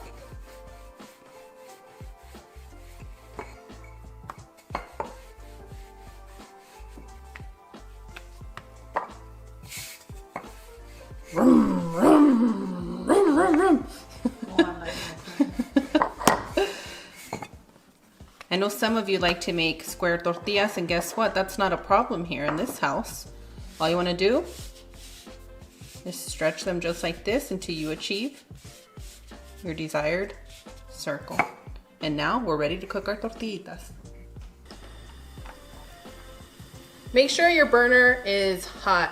One thing that you're doing at home that's messing up your tortillas and drying them out is that you're overcooking them. You only need about 10 to 12 seconds on each side, and then you do a flip, and boom, done. Are the parts that are not charred on here, are they raw? No, they are fully cooked. It's hot enough. It's just flour we're cooking. This isn't a roast, Cloud. Okay.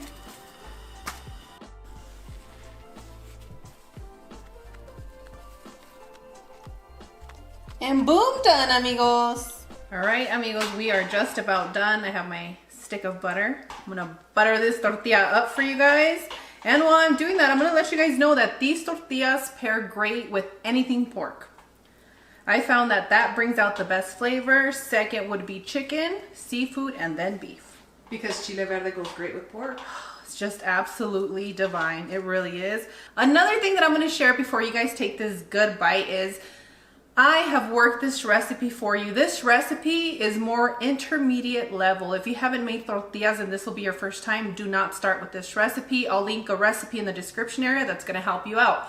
Now, for those of you that are ready to make these tortillas, I found that using 8 tomatillos gave it a better flavor and a little bit more than half of the bunch of cilantro. Ooh, ooh, ooh, it's getting hot in here. Now I'm gonna need somebody very special to say, hurry up and take a bite because my fingers are burning. Thank you, darling. Ooh, ooh, ooh. Oh my gosh. How did you make this taste just like chile verde? Because I've been working this recipe. Ooh. Ooh. Thank you guys for getting us to 900K. Here's to 100,000 more. Woohoo! Friends, if you haven't taken the time to subscribe, go ahead and do so. We enjoy the thumbs up and also reading your comments. Now, some of you don't like to share us and you keep us to yourself, but I think everybody already knows. So go ahead and subscribe and tell everybody you love us. We love you guys. Thank you so much. Bye. You got me blowing kisses now. They deserve it. You deserve it, and you deserve what's coming next. Oh yeah. Hello and welcome, amigos. Today I'm going to show you how to make spaghetti verde in a casserole. For this recipe, you'll need 4 roasted poblanos. Make sure to remove the stems, the seeds, and the roasted skin. Half a bunch of cilantro, 4 garlic cloves, half a white onion, and if you need a little bit of spice, you can use 1 jalapeno or your desired amount of serrano. 1 box of cooked spaghetti, and make sure to save 1 cup of your pasta water. 2 cups of Mexican cream, and if you don't have access to Mexican cream, you can use Mexican sour cream or heavy whipping cream. 2 cups of mozzarella cheese, 1.5 tablespoons of chicken bouillon, and 1 teaspoon of black pepper. And for those of you that like a little bit of crispiness on the top, you can use a little bit of panko like we did in our mac and cheese, which I'll link in our description area. Add your cup of pasta water to your blender. And friends, shout out to our friends in Houston making crema mexicana just like they do in Mexico. H-Town. Oh yeah! We'll see you soon. We'll see you soon, H-Town. Oops, was I supposed to say that? Oh, well, we got excited. Yeah, you'll see us soon. So go ahead and add all of your crema in here, and I'm just gonna squeeze it out of this bag, which you pretty much get everything in a bag in Mexico. Add your black pepper. Ooh, this crema is amazing. It's so good, right? It's super creamy. Chicken bouillon, cilantro, jalapeno, garlic, onion, and our dearly beloved roasted poblano. And now you're gonna blend until smooth. And boom, done, amigos. Preheat your oven at 380 degrees. Add your spaghetti. I love noodles like that. It's gonna be so Or good. spaghetti just freshly done, you know? Yes. I know I had a lot of the noodles and I'm just like, I feel a little bad because I don't know if I left enough for everybody. You did. And next you're gonna pour your sauce right on over. And it's gonna be a lot easier if you mix your spaghetti right inside your baking dish. Make sure you mix well because we don't want any sticking and we want every single noodle coated with this sauce. And sprinkle your favorite melty cheese. Today I'm using mozzarella, usually like Oaxaca, but I used it up. Love Asadero. HEB has a good one. You guys are looking for one. I wish somebody would tell me what the special ice cream flavor of HEB is right now. Yes, can you guys tell us what the HEB ice cream flavor is of the month, of the season? And I miss Texas so much that we went to Rudy's. And shout out to Rudy's, they really know how to make good barbecue. I recycle my cups, okay? It's not soda. We'll see you soon, Austin. We'll see you guys all soon. Who we need to see soon is San Antonio. We're gonna see them as well. Shout out to our friend Sinister Señorita. You are beautiful. We love you. For those of you that are going to be using panko crumbs for the crispiness, this is a part where you would add it. But since I like to pair our spaghetti verde with crispy chicken, I'm not going to be adding panko to the top. My oven tends to get super hot to the point where it'll burn everything on the top for me here. So what I'm going to do is I'm going to use a parchment paper. You can use a foil.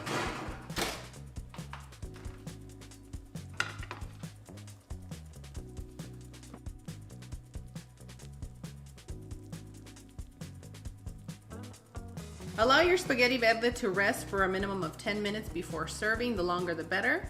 But for us, we're just hungry, so. I'm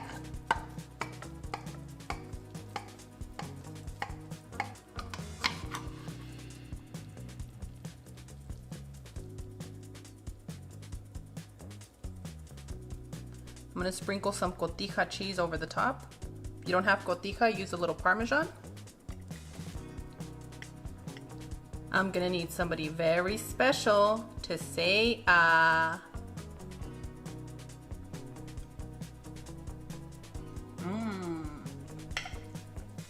That is absolutely amazing.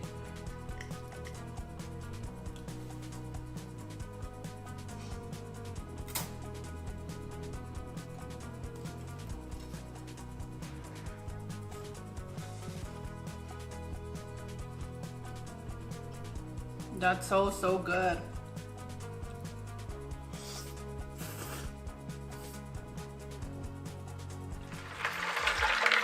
Hello and welcome, amigos. Today I'm going to show you how to make the sangria that Cloud and I have been talking about since we were in Texas. So whether you like to have an alcoholic beverage or a non-alcoholic beverage, not to worry, Cloud and I got you. For the sangria, you're going to need your favorite bottle of Pinot Noir, 1 bottle of raspberry lemonade, 1 orange, and 2 green apples. And to keep it nice and fresh, we're going to use the juice of 1 key lime. Let's start off by adding some ice to our container. And next what you're going to do is you're going to decorate your container with your orange slices, and we're going to place them all around our container. Oh, those are some gorgeous oranges. They're really pretty. Ooh. Mother Nature. Does it good. Does it again. And next we're gonna pour our bottle of wine, and you can't be a great casserole mom if you don't engage in, you know, wine every once in a while. When you have the tumbler with your name on it. Yep. The tumbler that looks like a coffee cup. That's the one. Those PTA meetings sure are fun. You're sneaky, Cloud. Add some more ice.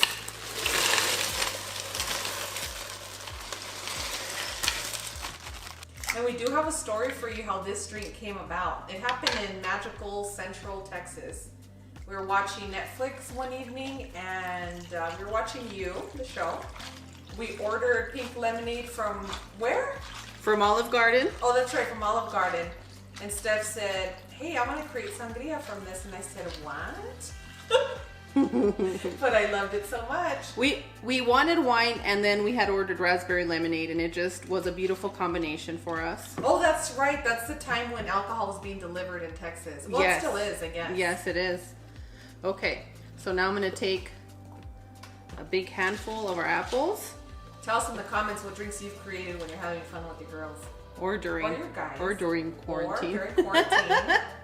And a little bit of citrus. You can use key lime, lemon, or lime, and that's just going to help you preserve this drink. So if you have a celebration, a get together, boom, done.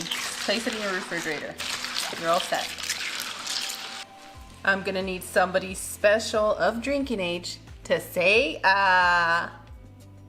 And for those of you that require a little bit more sweetness out of your drinks, what you can do is you can use 1/4 cup of sugar, squeeze your lime in there, mix it, and then add it to your drink. You have to dissolve the sugar before you add it to our sangria.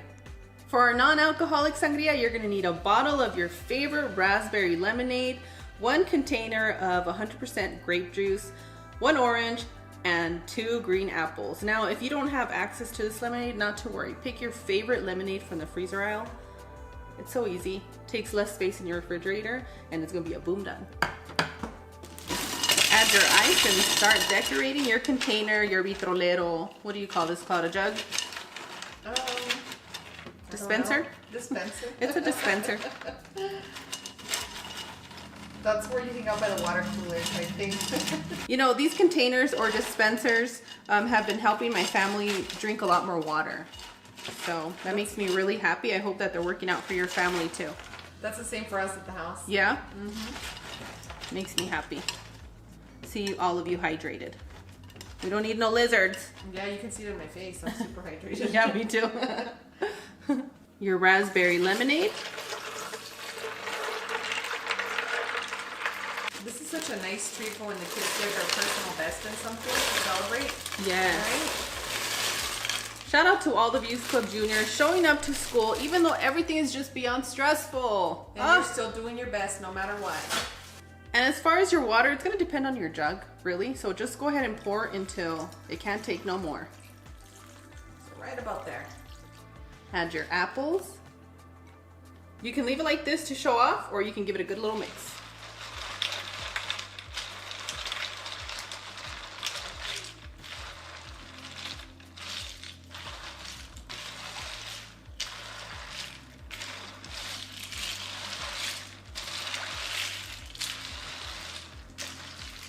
So you can keep this at the kids' table, right? Or like, how do you separate one from the kids to not Great kids? question. I'm going to show you right now. Thank you. To differentiate your drinks, you can put a nice little bow up here with, I have a little mesh bag here, but just to give you an idea. You can put something like that. You can put a little toy up here. You can really decorate it however you want, just to signify that this drink is for the kids. I like that idea. Yeah, we have to be careful because the kids, they don't know. They're very similar in color, so we just want to keep you guys safe out there. Y'all know how to parent. We're just giving you an idea. Yes, my kids already know. They know. And I actually put one in one section where they're used to getting their water, and the adult one is somewhere else. That's true. You do have a designated kids section. I do, and then I usually, for drinks, when there's little kids around, I usually go with mason jars because you can close the top. I love that.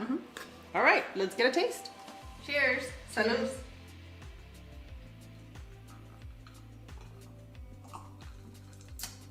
Yeah, this is that refreshing drink that you just want to chug.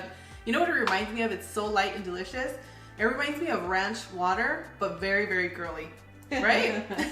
I hope you guys enjoyed this combo that we have. Cloud and I, when we're hanging out together, this is a cocktail that we like to enjoy. So we hope that you guys enjoy it as much as we do. And remember, don't hurt anyone's feelings if you're drinking. Be nice to each other. And if you can't handle yourself, go in your room. Stay away. Take a nap. Hello and welcome, amigos. Today I'm going to show you how to make crispy, cheesy potato tacos with flour tortillas. And let me tell you, you're going to absolutely love this recipe because it's so easy to make. But first, we have to go over the ingredients. Hey, What were you doing with Taki so early?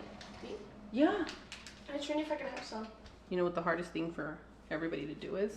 Put tortillas with their hand. That too. For this recipe, you'll need 6 to 8 potatoes. Your choice of flour or corn tortillas. Today I'm going to be using our salsa verde flour tortillas, which I'll link in the description area. 2 green onions or 1 large Mexican green onion. Half a cup of sour cream. Half a tablespoon of salt and onion powder. And for frying, we're going to be using a combo of butter and oil.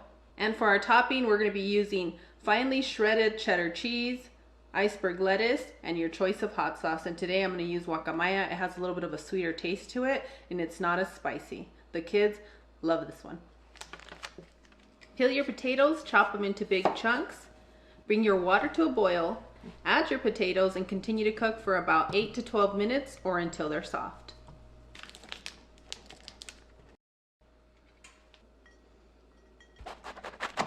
You see my fingers are far away from everything? Yes. Can you do that? Yeah. Wow, I wonder when she's gonna graduate you from a butter knife. You ready for the other knife? Yeah. Okay, let's do this. All right, friends, he's gonna slice with the big boy knife. Mom's gonna show you how to hold it. Ready? Keep your fingers away from the blade. Oh, you tucked in those nuggies. I'm gonna have to wrap your hair because the señoras are gonna tell you something about it. And then you're gonna go slightly. We're gonna do it together and then you get to do it on your own, okay? You received a lot of compliments yesterday on our video. Do you want to say thank you? Thank you. Okay.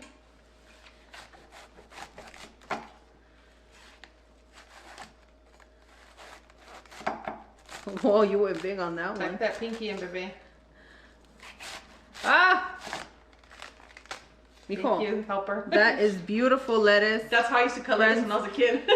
That's gorgeous. Okay, just finely chopped just like this. Thank you, Bebe. Where are you going? Give us a Stay sip. here, babe. You want to stay here?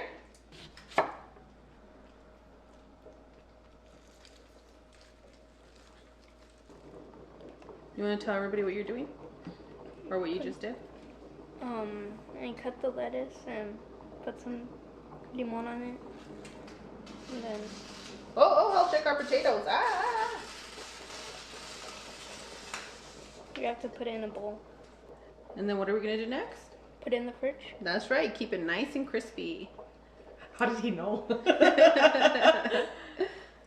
You like cooking, Bebe? Yeah. You remind me of your mom when she was little. She just knew. When you know, you know. For these onions, I like to peel that extra layer right here. But if you make a little slit with a knife or something sharp like your mom's nails that are nice and clean, you can just peel it off right there. Want to peel it off? Yeah.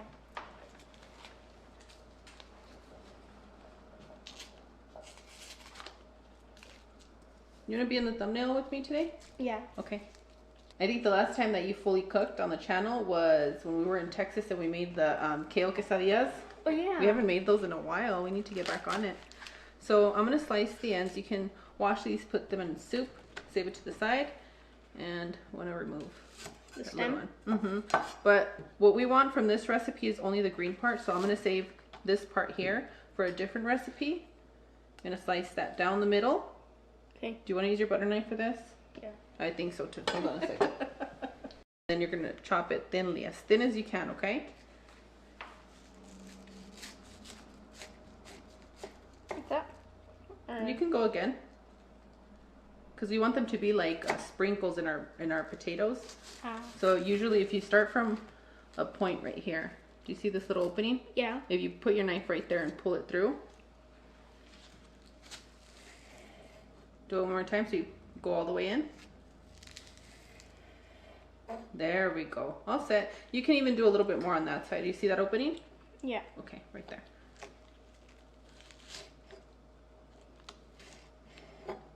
Wonderful. So what I like to do is I like to put them together just like this and then start slicing really, really thin. Those are chunks. Thinner. We're gonna need thinner. Let me show you how thin, okay? Okay. My ride's here. Your was nuts. Look at. I know that with the butter knife it's kind of difficult to do that, so try to get as thin as you can. Okay. Like that? Then? Or a little bit Beautiful. thinner? That'll work. Think of sprinkles. That put a smile on your face.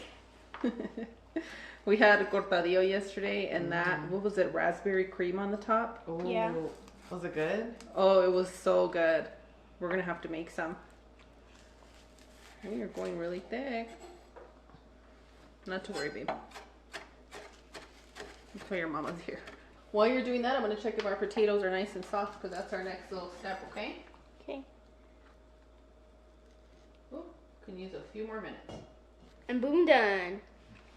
I love it. I love it. You did such a good job. I'm gonna come in. I'm gonna chop it up finely because I need it super fine to fit in the potato. Come back. I'm gonna chop this super fine so that we can add it to the potatoes, and there's more sprinkly because this would be great for a salad. But Yeah. you didn't do anything wrong. This is perfect. But I need them a little bit smaller, and I know that that knife was not gonna give us that. Okay. Okay. But you did Did I an do yeah. It's a beautiful job.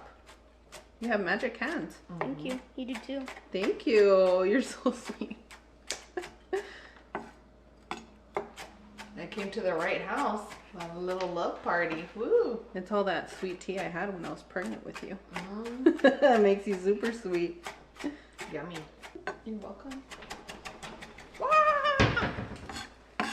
Do you see when I'm like this? Yeah. Or how my hand goes? I'm not right here like this, right? Yeah. Okay, good job. But you already know all that. Say trick or treat with it. Trick or treat.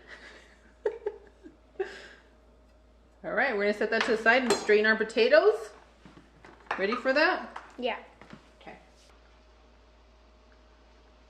You wanna scoop that out? Yeah. Wonderful. Okay. Okay, now I'm gonna add 2 teaspoons of onion powder.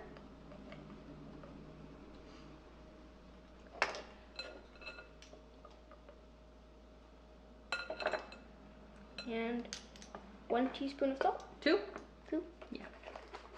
2 teaspoons of whatever ingredient you're gonna add is gonna be close to half a tablespoon. Okay. There you go. You can open it up all the way.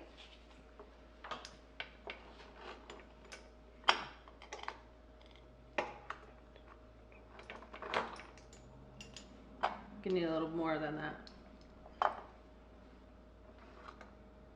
Everybody likes a good salt to their potato, you know? Yeah. French fries. When you don't have enough salt in your French fries, it's like, something's missing. Yeah. Okay, I'm gonna pour the potatoes in here. Be careful, please. All right, ready? I'm gonna give the initial mash so it's easier for you. You just wanna come in here and go, así, suavecito. Sorry. Ready? Ooh. You guys can use a cup at home. You don't have a potato masher. Once I get this good mash, we're gonna get a spoon and just give it a good mix, okay? Okay. So the only thing that everybody has to do is adjust to taste. You know what that means? Make it taste good. Yeah, make it taste good. So if you taste, once you combine all your ingredients and you taste it, and you feel like you can add a little bit more salt, a little bit more of this or that, you're more than welcome to. So go ahead and sprinkle in our onions while I get you a spoon.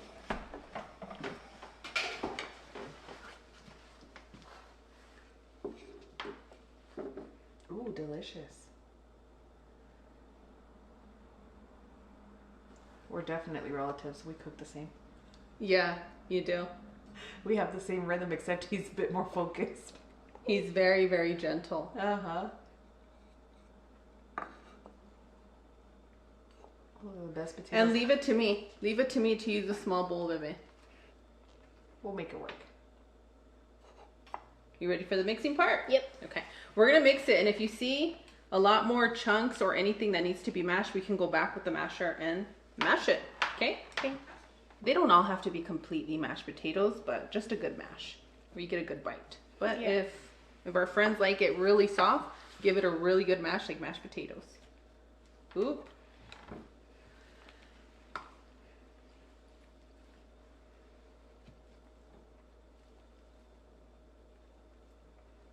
So one of the things that helps me, let me show you, ready? You get the spoon, scoop it all the way in. And it's kind of hard. Mom didn't make it easy for you today. Sorry about that. Okay. Get the hard things done first, then you get the easy stuff. That's right. That's right. You are listening to Mommy. You know what the hardest thing for everybody to do is? Put tortillas with their hand. That too. That too. No, wake up in the mornings because you're all cozy and nestled in your bed. So let me make sure that you have enough to work with here. We're getting there. We're getting there. I promise you I'm going to get a bigger bowl. Bigger bowl. We can scoop some of those potatoes out and I'll eat them. Mm-hmm. I'll give you guys space. Okay, you're going to have to wait for the end when we need somebody very special to say Agua. Okay. Do you want to try mash? Yeah.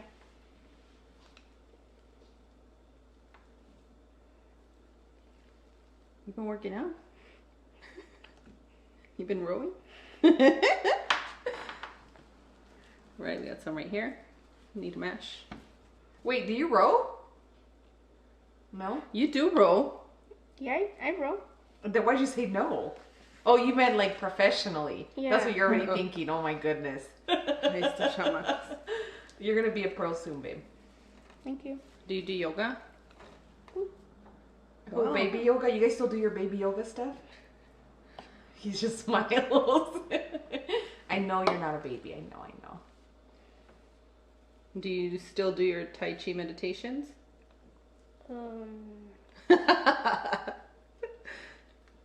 I don't do that, but I meditate at night. Good job. Nice, sweetie. So you want me to help you with that?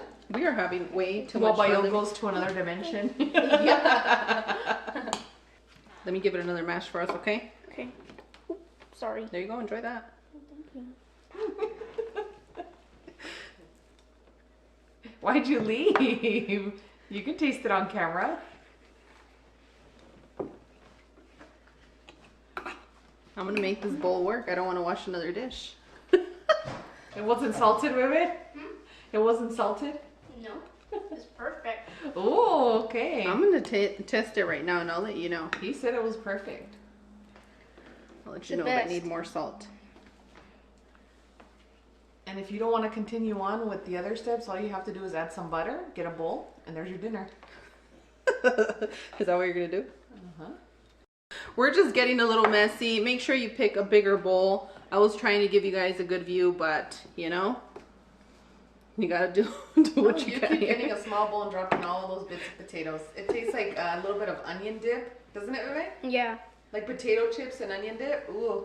Well, you know what? I love sour cream and onion anything, and Usually I just mix it with a little bit of sour cream or crema and season it, but today I wanted to do something special. And for those of you at home, if you have a little bit of bacon bits, you can add that here, a little bit of choricito. Oh.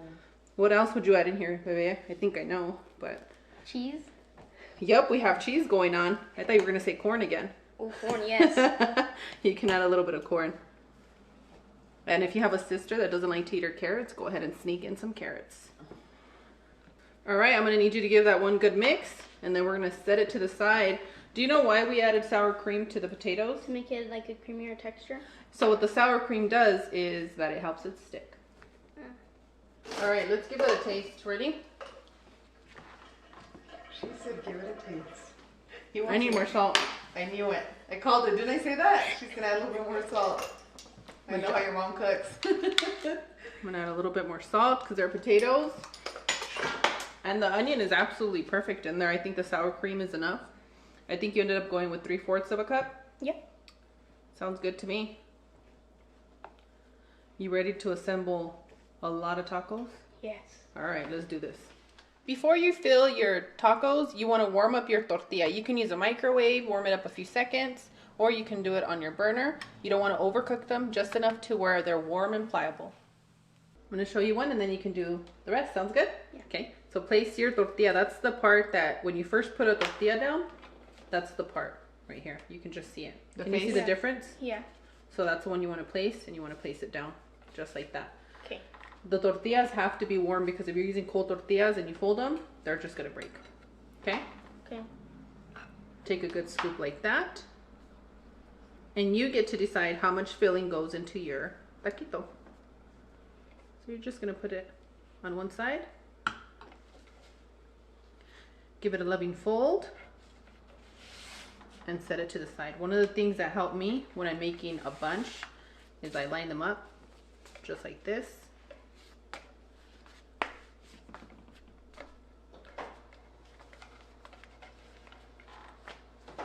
Oh, let me get the cheese out for you, sweetie. Oh, the cheese goes on at the end. Oh, wow. Unless you can put cheese inside and warm it up, super gooey cheesy, but I'm more into like a crispy, put that fresh cheese on there and the fresh lettuce, Taco Bell-ish, you know? My worst nightmare. Oh, you're getting new techniques. I like this. Let me come on this side. Let me help you. Thank you.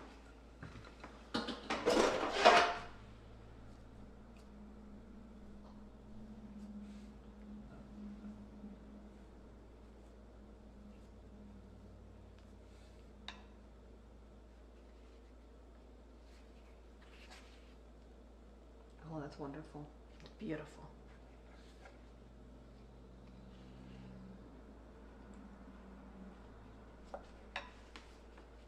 Thank you. Well, I didn't think I could be impressed today. I woke up and said, there's no way anyone's going to impress me today. And I was wrong.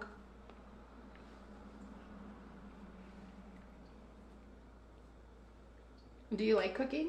Yeah. Is it your favorite? Yes. Cooking or building? Oh, that was hard. Both? You can do both. Yeah, both. Okay, and then if you line these up just like that, makes it a lot easier for us when we have to cook them, okay? Okay. We're gonna continue to fill these tortillas in, and my mom will meet us at the stove. Okay, Bebe, good job. I'm gonna trust you with all of these, okay? Okay.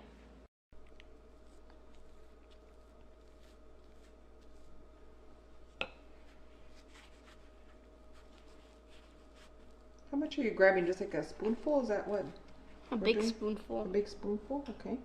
That's about 1/4 of a cup, you guys. You are hungry today. You're fine. It'll work. Am I doing good? You're doing an excellent job. These are going to be the best potato taquitos I've ever had. I have a feeling that you're really good at making fillings for your tacos. Place your pan on a medium heat and drizzle a little bit of oil. I'm using olive oil and butter today because butter and flour tortillas is just the best flavor ever.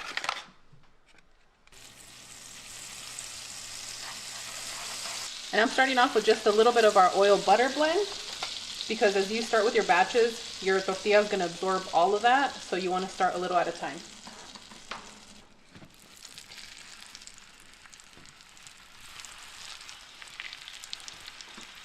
Continue to cook for a minute to a minute and a half on each side, or until crispy. Those tortillas really pack flavor. Yeah, this is going to be one of the best tacos we've had today. I've been thinking about them, like, how did you get them to taste like salsa verde? Yeah, I feel like 8 tomatillos does a lot better than the 4. But you know how when you're like, oh, I'm missing a tomatillo, I don't want anybody to feel like I can't make them. But if you want a really good flavor, yeah, and if you roast that poblano pepper, ooh, and for those that want pique, just a serrano or a jalapeno will do the trick. And we're linking the recipe in the description box. Oh yeah, it's a little work, but it's so worth it. We're gonna give this one more flip so you can see the color that you want, so that they can come out crispy for you. These are about done. Took me about 2-3 minutes to get this done, and I'm gonna set these to the side. Ooh, there we go. While I continue to make the remaining tacos, but before you do that, when your pan gets to this part, use a paper towel, clean it up, or else you're gonna end up causing a horrendous taco burn and a stinky house, and I don't want you guys to get in trouble. We're almost done. Are you excited for a little taste test, Bebe? Yeah. And these are super easy to fill because you can just open it up like this. Oh, I know who chopped that lettuce. It's beautiful. It was Remo. And we love sour cream, so we are going to go with a little bit extra. Ooh.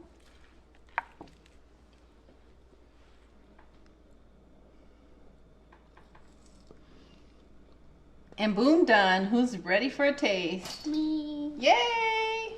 I'm gonna need somebody very special to say ah.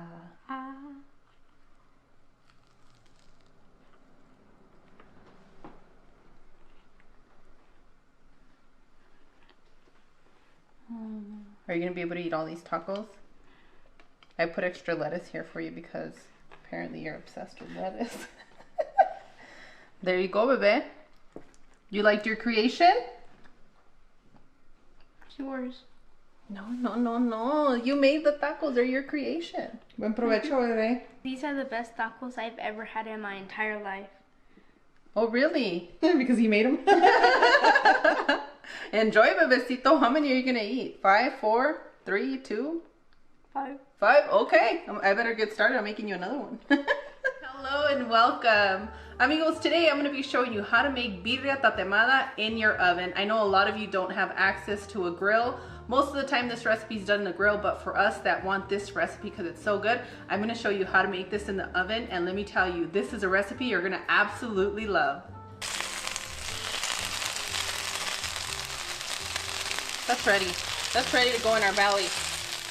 For this recipe, you'll need 5 pounds of chuck. And friends, I know that beef is pricey right now, and this recipe works great for a few meals for this week. You'll need 1 tablespoon of ground cinnamon, ground clove, sugar, ground cumin, onion powder, black pepper. You'll also need about 8 bay leaves, 1 tablespoon of hatch chili, 3 tablespoons of chicken bouillon, half a tablespoon of marjoram, and 1 tablespoon of Mexican oregano. Friends, you can drop off the spice wherever you want here, okay? Keep the Anaheim, that is amazing flavor, but for us today, we're gonna get a little bit of a kick out of this recipe. So I'm gonna be using 1 jalapeno, 1 serrano, 1 large Mexican onion, 8 garlic cloves, 1 medium onion, and friends, let me tell you, if you don't have the Mexican green onions, that's okay. You can use the regular ones. Just make sure to remove the seeds, the stem, and the skin from your roasted Anaheim pepper. And guess what? If you don't have Anaheim pepper, go ahead and use your poblano. 3 tablespoons of olive oil. And friends, that one occasion where I'm using vinegar with my beef, it's gonna be when it's going in the oven, and we have 1/3 cup of white vinegar. Now, if you only have apple cider vinegar at home, guess what? That's okay. Make it comfortable for your home, but it is gonna give you more of a barbecue taste. All right, friends, I'm not trying to get too messy with you today, so it's easier for me when I arrange our spices on a plate for you guys to just go ahead and pour it into parchment paper. But before we add our spices, we're gonna add all of our delicious fresh ingredients right at the bottom, because if you add your spices at the bottom, you get a lot of them stuck, so we need all the juiciness to pull through. And it'll end up like Bebe's tacos. All the spices on the bottom. All the spices were on the bottom with my Bebecito. They were delicious. Thank you guys for being so sweet to him. Yes, thank you guys so much for all the kind words. We appreciate that. You know, one thing I forgot to tell you guys is that we are gonna need about 1 to 2 cups of water. I'm a bad girl today. What can I tell you guys? And you're gonna adjust as you're blending, okay? Make it comfortable for your home. Your olive oil, some vinegar,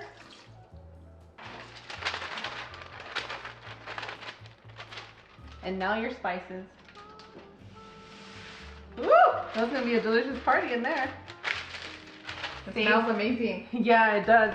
And keep your parchment paper like you do the plastic to your tortilla press. But don't push it. If you guys get all nasty with it, toss it. And now we're gonna blend until smooth. And boom, done. Woo. And now it's time to pour our blend right into an amazing baking dish. This is baking dish that I have here. I've had it for years. And sometimes I can get the little crusties off, sometimes I can't, but I'm not too stressed out about it. I know it's clean. Make sure we get it at the bottom. Pour it over. That's the fridge, that's not me. The fridge is making ice. Thank goodness. My punky chews on ice like if it's chewing gum, so. I like to chew on ice as well. Let us know if you're an ice chewer down below. That reminds me of when you were pregnant. Down below. All you did was chew ice. Yep. All right, amigos, once you add your blend, you have a few choices. If your family needs to eat within a few hours, guess what? This recipe is so delicious that it'll work. But it does work best when you guys marinate it 1 to 2 days. And since we added vinegar to our blend, you guys are gonna be good to go. So what I'm gonna do is I'm gonna marinate this for 1 whole day, that is 24 hours. So I'll see you guys when it's time to place this in the oven. Will you be wearing the same thing in 24 hours?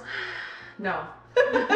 No. Expect a wardrobe change, these Yes, you know what happens. In order to get you the best recipes and to make it fun for you guys, sometimes it does take 2 days. So I'm going to show you how much better it tastes and how much softer and tender your beef is going to be if you allow this to marinate at least overnight. I know some of you have a lot of snacks in the refrigerator and leftovers and condiments, mostly condiments. The other thing you can do is you don't have to place your whole baking sheet into the oven. You can place it into your Ziploc bag and then boom, done.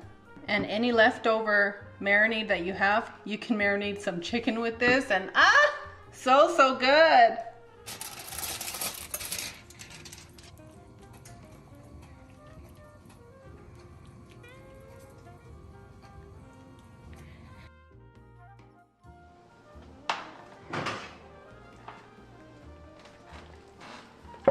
One of the things that I like to do when I'm roasting birria is I like to go in about every hour and flip the big piece of beef over. You don't have to, but I like it. Now, if you don't flip it, you're gonna end up with more charred and harder pieces, which is equally as delicious, but this is what I like to do, and you guys can make it comfortable for your home.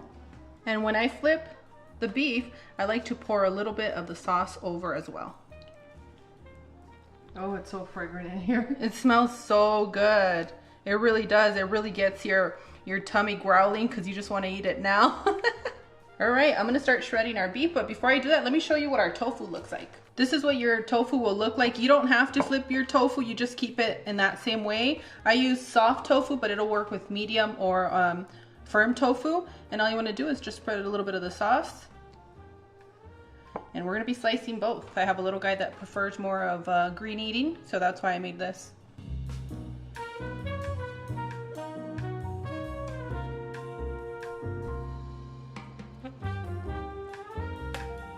And now it's time to shred our beef. Depending on the cut of beef that you have, some of them are going to be a little bit tough to shred.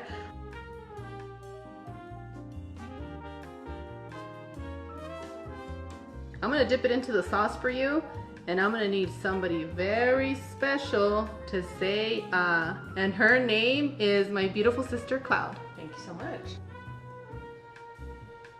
And for your tofu, you just want to do a thin slice, just like that. that beautiful? You see that? Those layers of colors? And delicious. Yeah. So if you're fully vegan, all you have to do for this one is change the chicken bouillon to a veggie bouillon. Or you can use salt. The spices are absolutely wonderful. I'm gonna need a super veggie friend to say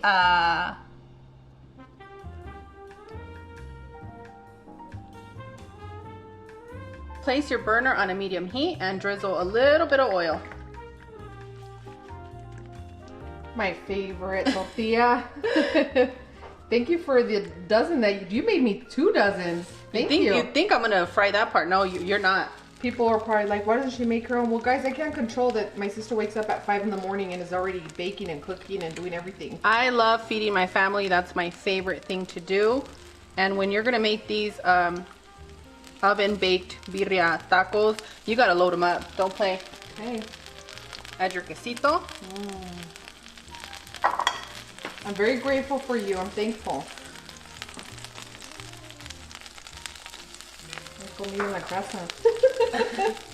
And now we're just gonna fold it up right here, just like that, how we like it. Así bien rico. Van a comer rico ahora. Something about Colorado that just makes you want to be eating green on green. Green. All we see is green and we love it. Ooh. Got a little bit of that cheese crisp.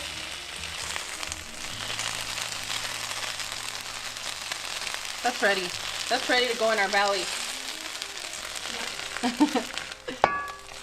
Okay, I'm gonna continue with more, okay? He's selective with his proteins, but he loves cheese. Kids. So He cute. really does. They make it super easy for parents, right? Yep, they never lie. Well, most of them don't. Tell my kids, if you lie to me, I can defend you when you need me. Hey, Let me put this one. Hold on a second. Oh, that one's gonna be deliciously crisp. All right, here we go. The Edward Scissorhands of tacos.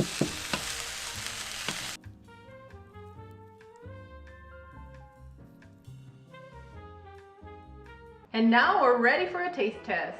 All right, boys, give it a go. Yeah. Hold on, I'm gonna put a lime on mine. Bebe, you're having the tofu one, right? Yeah, Bebe's having the tofu and Viola's having the beefy one. I already know Bebe likes it because he closed his eyes when he was eating. It's good. Might be the best cheesiest taco I've ever tasted this year. Really? Okay. This month. I'm gonna have to make He said more. this month. He corrected himself. I don't know, because there's gonna be a lot of good tacos coming this way. That's right. Let's These are talk the about the best month. tacos I've ever had. I know on the last one I said it was potato tacos, but it's But you not. stand corrected, babe. Stand Now it's corrected. the tofu ones. Okay, it just keeps getting better and better. Thank you for your feedback. But your tacos, your potato tacos were bomb, baby. They were so good. Thank you. You did a great job on those. You did, honey. And your mamita did an awesome job here. Woo! I already had one off screen, guys. It was delicious. I need a napkin. You need a napkin, sweetie? Hold Go on, ahead and get one. Oh, Can you guys, is it spicy for you? no. No. No? Okay, you like the spices in there? And to top it off, we have some juice that our mom made. Juice, you wish. It's The way he agua looks at fresca. Right. Juice? I don't think so. Right. Our water today consists of blended watermelon with pineapple. I strained it and put it right back in the jar with no sugar, no nothing, and I squeezed a little bit of lemon. It tastes sugary. Does it? It does. The fruit was nice and ripe. I wanted to make this recipe easy for those of you that don't have the time to make the birria chili oil, so we incorporated all those seasonings and we even added vinegar to our recipe. And let me tell you, friends, don't sleep on it. She's right, don't sleep on it. This is delicious. And my godchild needs another taco, I think. Mm-hmm. We should take it to the dinner table. It's very important. You need to put lemon all over your meat and vegan tacos that my mom just made. Because it's very serious and it tastes very good. You are serious about your tacos. Yeah, I have, my children are foodies and I have to impress them, and I'm so happy that I did that today. Woo! I'm gonna have an easy weekend now. Wow. Oh, thank you. Ooh, Thank you. okay. Cheers, fellas. Cheers. Cheers. Cheers. Wait, Cheers. some of that. I I don't know. I wanna might say have to eat more. You want to see something? What's up, babe? Guys, if you don't subscribe to my mom's channel, it'll make me very sad. What? I know you're out of control. You guys, thank you. If you guys haven't subscribed, take the time to subscribe. I can't with you, kid. He's goofing around. Tell them that you're kidding because they're gonna think you're really crazy. Darn it.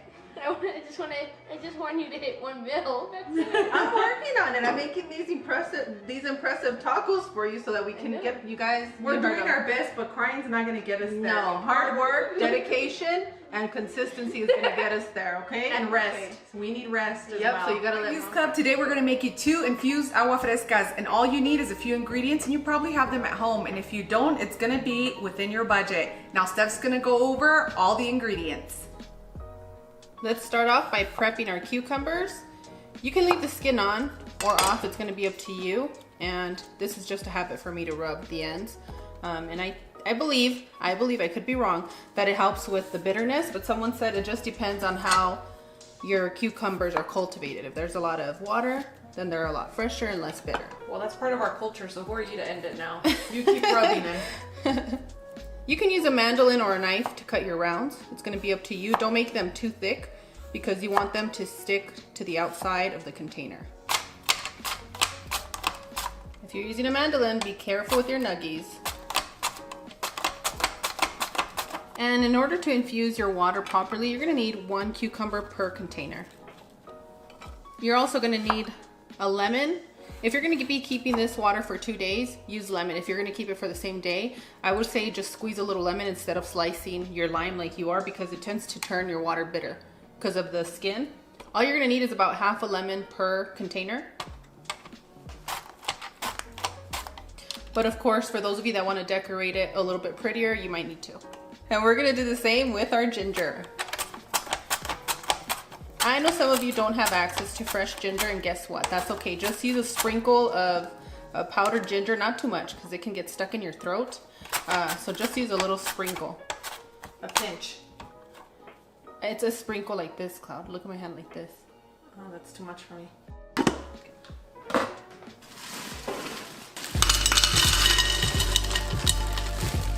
You want to pour in a little bit of ice, and you don't want to fill it all the way with ice just yet because it's going to be harder for you to insert your cucumber. I like going to celebrations and seeing these set up. Well, if that's what it takes to Or in have the you hotel lobby. Oh, the hotel lobby, yes. The nice hotels. It really does make you feel like you're having a spa day or Hotel, motel, holiday inn. I'm not talking about those kind. no. I don't know. You guys can get creative after you see this. We're staying healthy, okay? Don't start, you guys. Also, in your home, you always have one of these ready. Yeah, you should have one of these ready.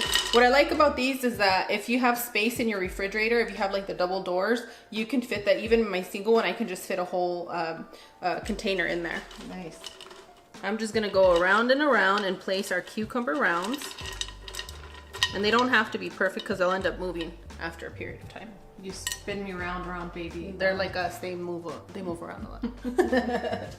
Once you place that first layer of cucumber, you're gonna add a little bit more ice.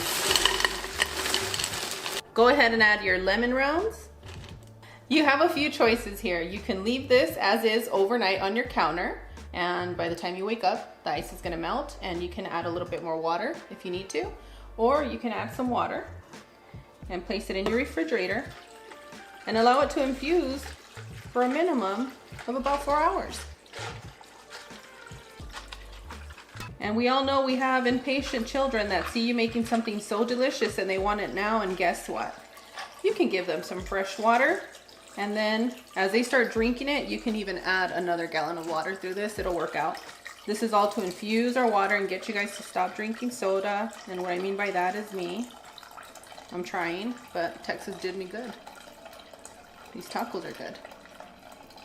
And boom, this one is done, friends. You should be drinking this pretty much every single day. If you don't want to use lemon because they get pricey, you can just make this with cucumber. And let me tell you, your kids are going to be drinking water. Remember what I said, they need to be drinking about 8 ounces of water when they first wake up, and this is a perfect water for them to drink.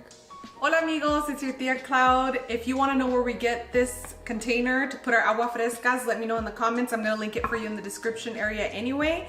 But if you need help finding ingredients or any products, just let me know. You'll see me down in the comment section as Cloud Views. Hope you guys have a beautiful day. Bye. And the same thing with our next container. We're just going to place the rounds of the cucumber. I always think the cucumber looks best at the bottom. But I'm excited to see what you guys are doing at home. So make sure to tag us on our social media, TikTok, Instagram. We're really never on Twitter and hardly ever on Facebook. Adding a little bit of ice is gonna allow for whatever ingredient you're using to stay put. And next, you wanna pick your favorite frozen fruit to add to your water. Today, I'm gonna be using a mixed berry frozen fruit pack. And this has mango, I believe it has strawberries, blueberries, and it's just perfect for this.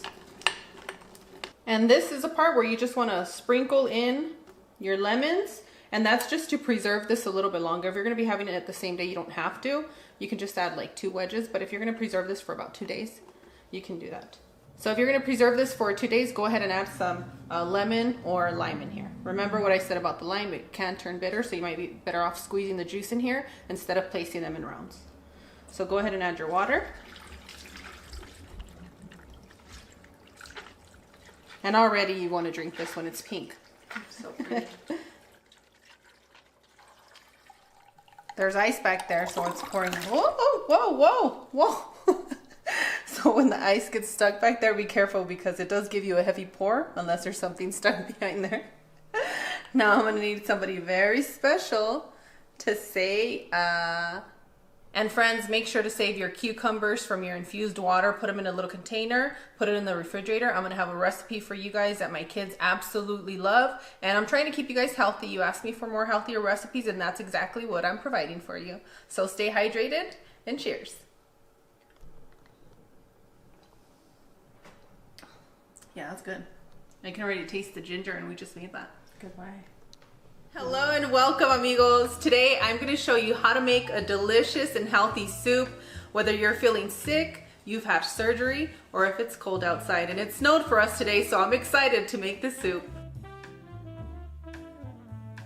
Amigos, what I have here are garbanzos verdes. These are green garbanzos. They are fresh, and you can find these at your local Mexican market. Usually international markets might have it too. And all you want to do is you want to crack the little shell open, remove the fresh green garbanzo, and I want you to give that a good taste if you've never had them before. They're absolutely fresh and add such a unique flavor to your broth. Claudia, you want to try that? Sure. Ooh, I have a big one for you guys because other ones are a little bit smaller, but they look just like that. It's like biting into a green bean almost. A fresh green bean.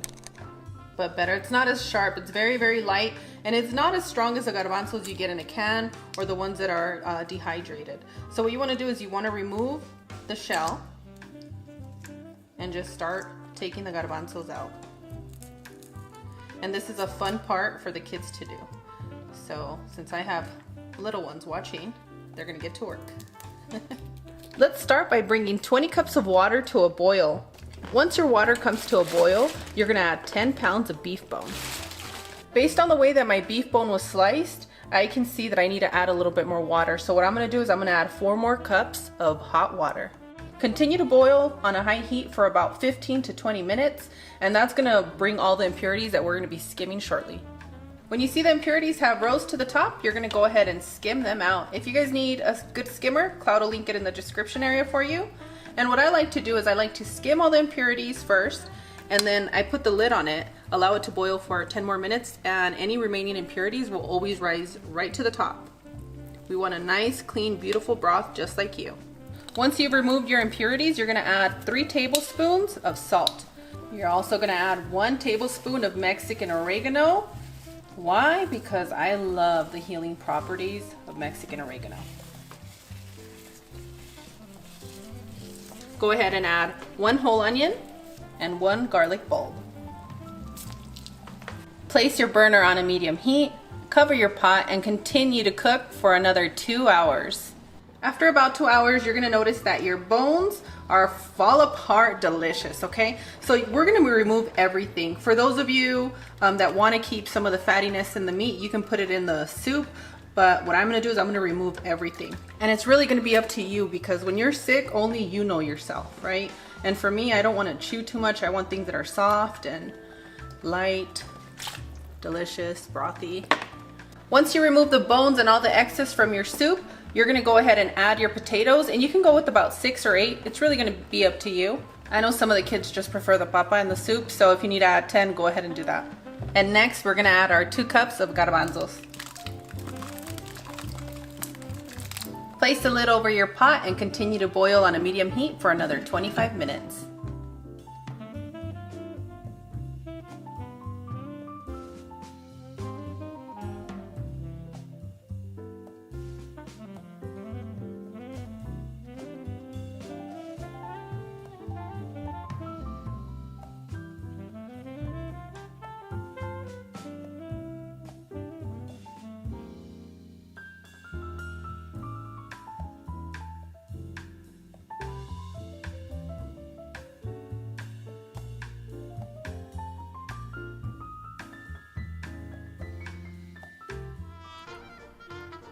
Hello and welcome! Today I'm going to be showing you how to make a seafood boil casserole with Mrs. Bila's Smackalicious sauce mix.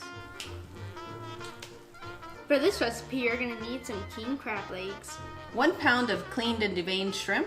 And we're going to need some Dewey sausage. 3 cups of cooked rice. And we're going to need some sliced and cooked mini potatoes. 2 to 3 cups of your favorite melty cheese. 1 to 2 bags of corn. 1 pouch of your favorite Belove's Smackalicious sauce. For your Smackalicious sauce mix, you're gonna need 2 sticks of butter, half a thinly sliced onion, 1 minced garlic bulb, half a cup of pickled ginger, and 1 cup of chicken broth. 1 tablespoon of vinegar. Set your pan on a medium heat and add your butter. Add your onions.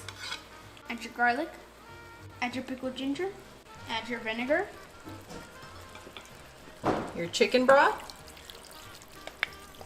Smells good. Smells good. Add in your Smackalicious sauce. Place your burner on a medium-low heat. Combine all your ingredients and continue to cook until your veggies are translucent. While our sauce is cooking, we're going to get started by cracking our crab legs.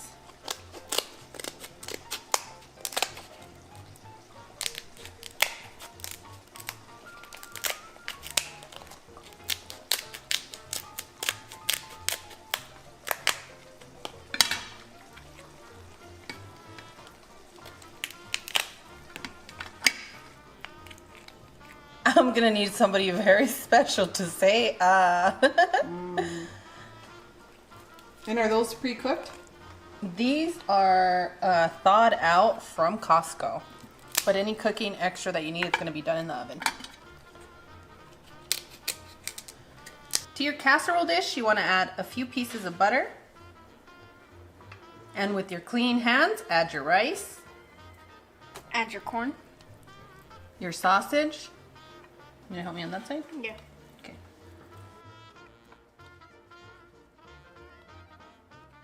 Add your potatoes. Add your shrimp. Add your king crab, and I'm just pulling it apart. And for those of you that don't have access to king crab right now, guess what? You can make this with imitation crab meat. Your favorite seafood will work perfectly in here. What's your favorite seafood? For me, oh, I don't know, I'm a seafood junkie. Currently oysters. Oh, mine too. I really like oysters right now. What about yours, Bebe? Crab. Nice. So you're excited for this casserole? Yeah. Bebe, how do you feel about your mom making so many casseroles? Good. You feel good about it? Yeah. Because he can eat. I think this might be your favorite one. I want to know the Views Club favorite seafood. The Views Club favorite seafood? Yep.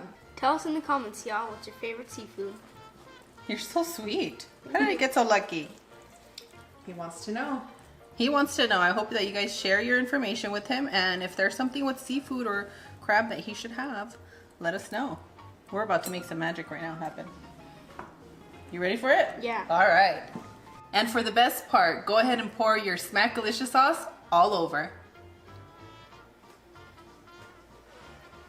It smells so good. It smells so good. I'm so excited. We didn't have to wait too long for the delivery of the Smackalicious sauce. It was quick.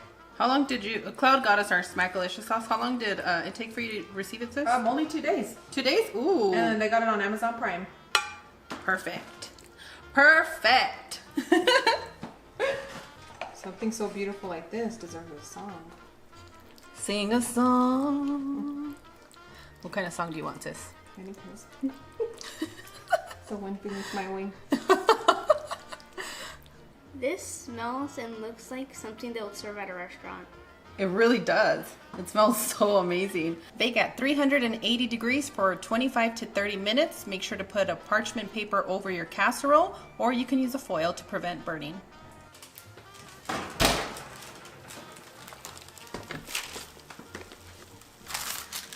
Ta-da! And boom, done, amigos.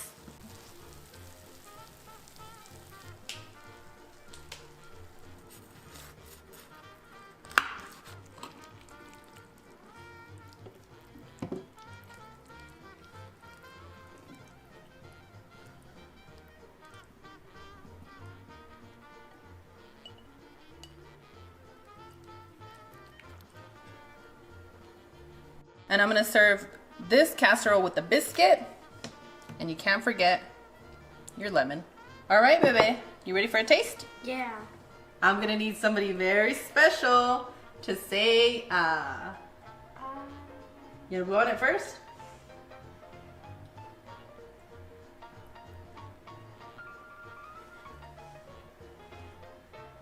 Ooh, I'm nervous, It's good. All right, this is all you. You can squeeze a little bit of lemon over that, sweetie. Thank you. You're all set. You got a smile and a thumbs up. I did.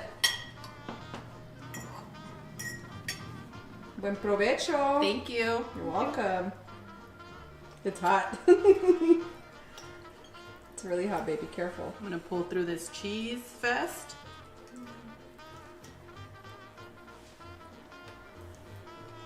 This is one of those dishes that you hear the whole family, right? That's so good. It's great. Wow, sister, you got a thumbs up and a smile. It's so good I don't have any words. You don't? Yay! Success.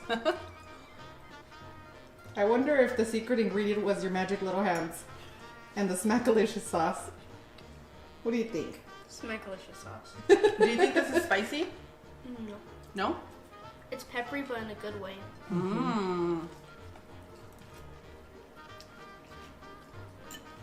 Yeah, it's one of those dishes you can't really talk. It's so good. Wow, baby. We did good, buddy. Great teamwork. Thank you. Would you like some Mimo? I had mine, remember? She's still working on it. I had a generous serving. So good. Ooh. I like the sweetness of the corn. Like as you're working through the peppery stuff. Ooh. And the sauce went all the way through the potatoes. It right? did. It absorbed all the flavor, and the rice, Cloud said it while she was eating it. What'd you say? I was dancing. I said, this is a dirty rice. She did. It's so good. Those that have been watching me for a while know that I love like garlic peppery rice. It's a comfort food for me, and this just brought it. I love it.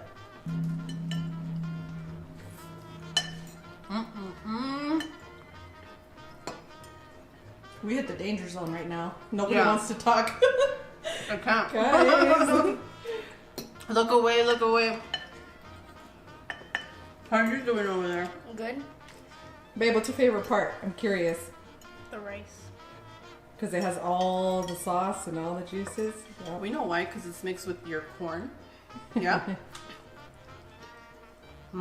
As always, Cloud, Bebe, and I are wishing you the best. We absolutely adore you. We want to give a special shout out to Miss B Loves for showing us how to enjoy our seafood. And on that one, we'll see you guys tomorrow. Bye. Adios.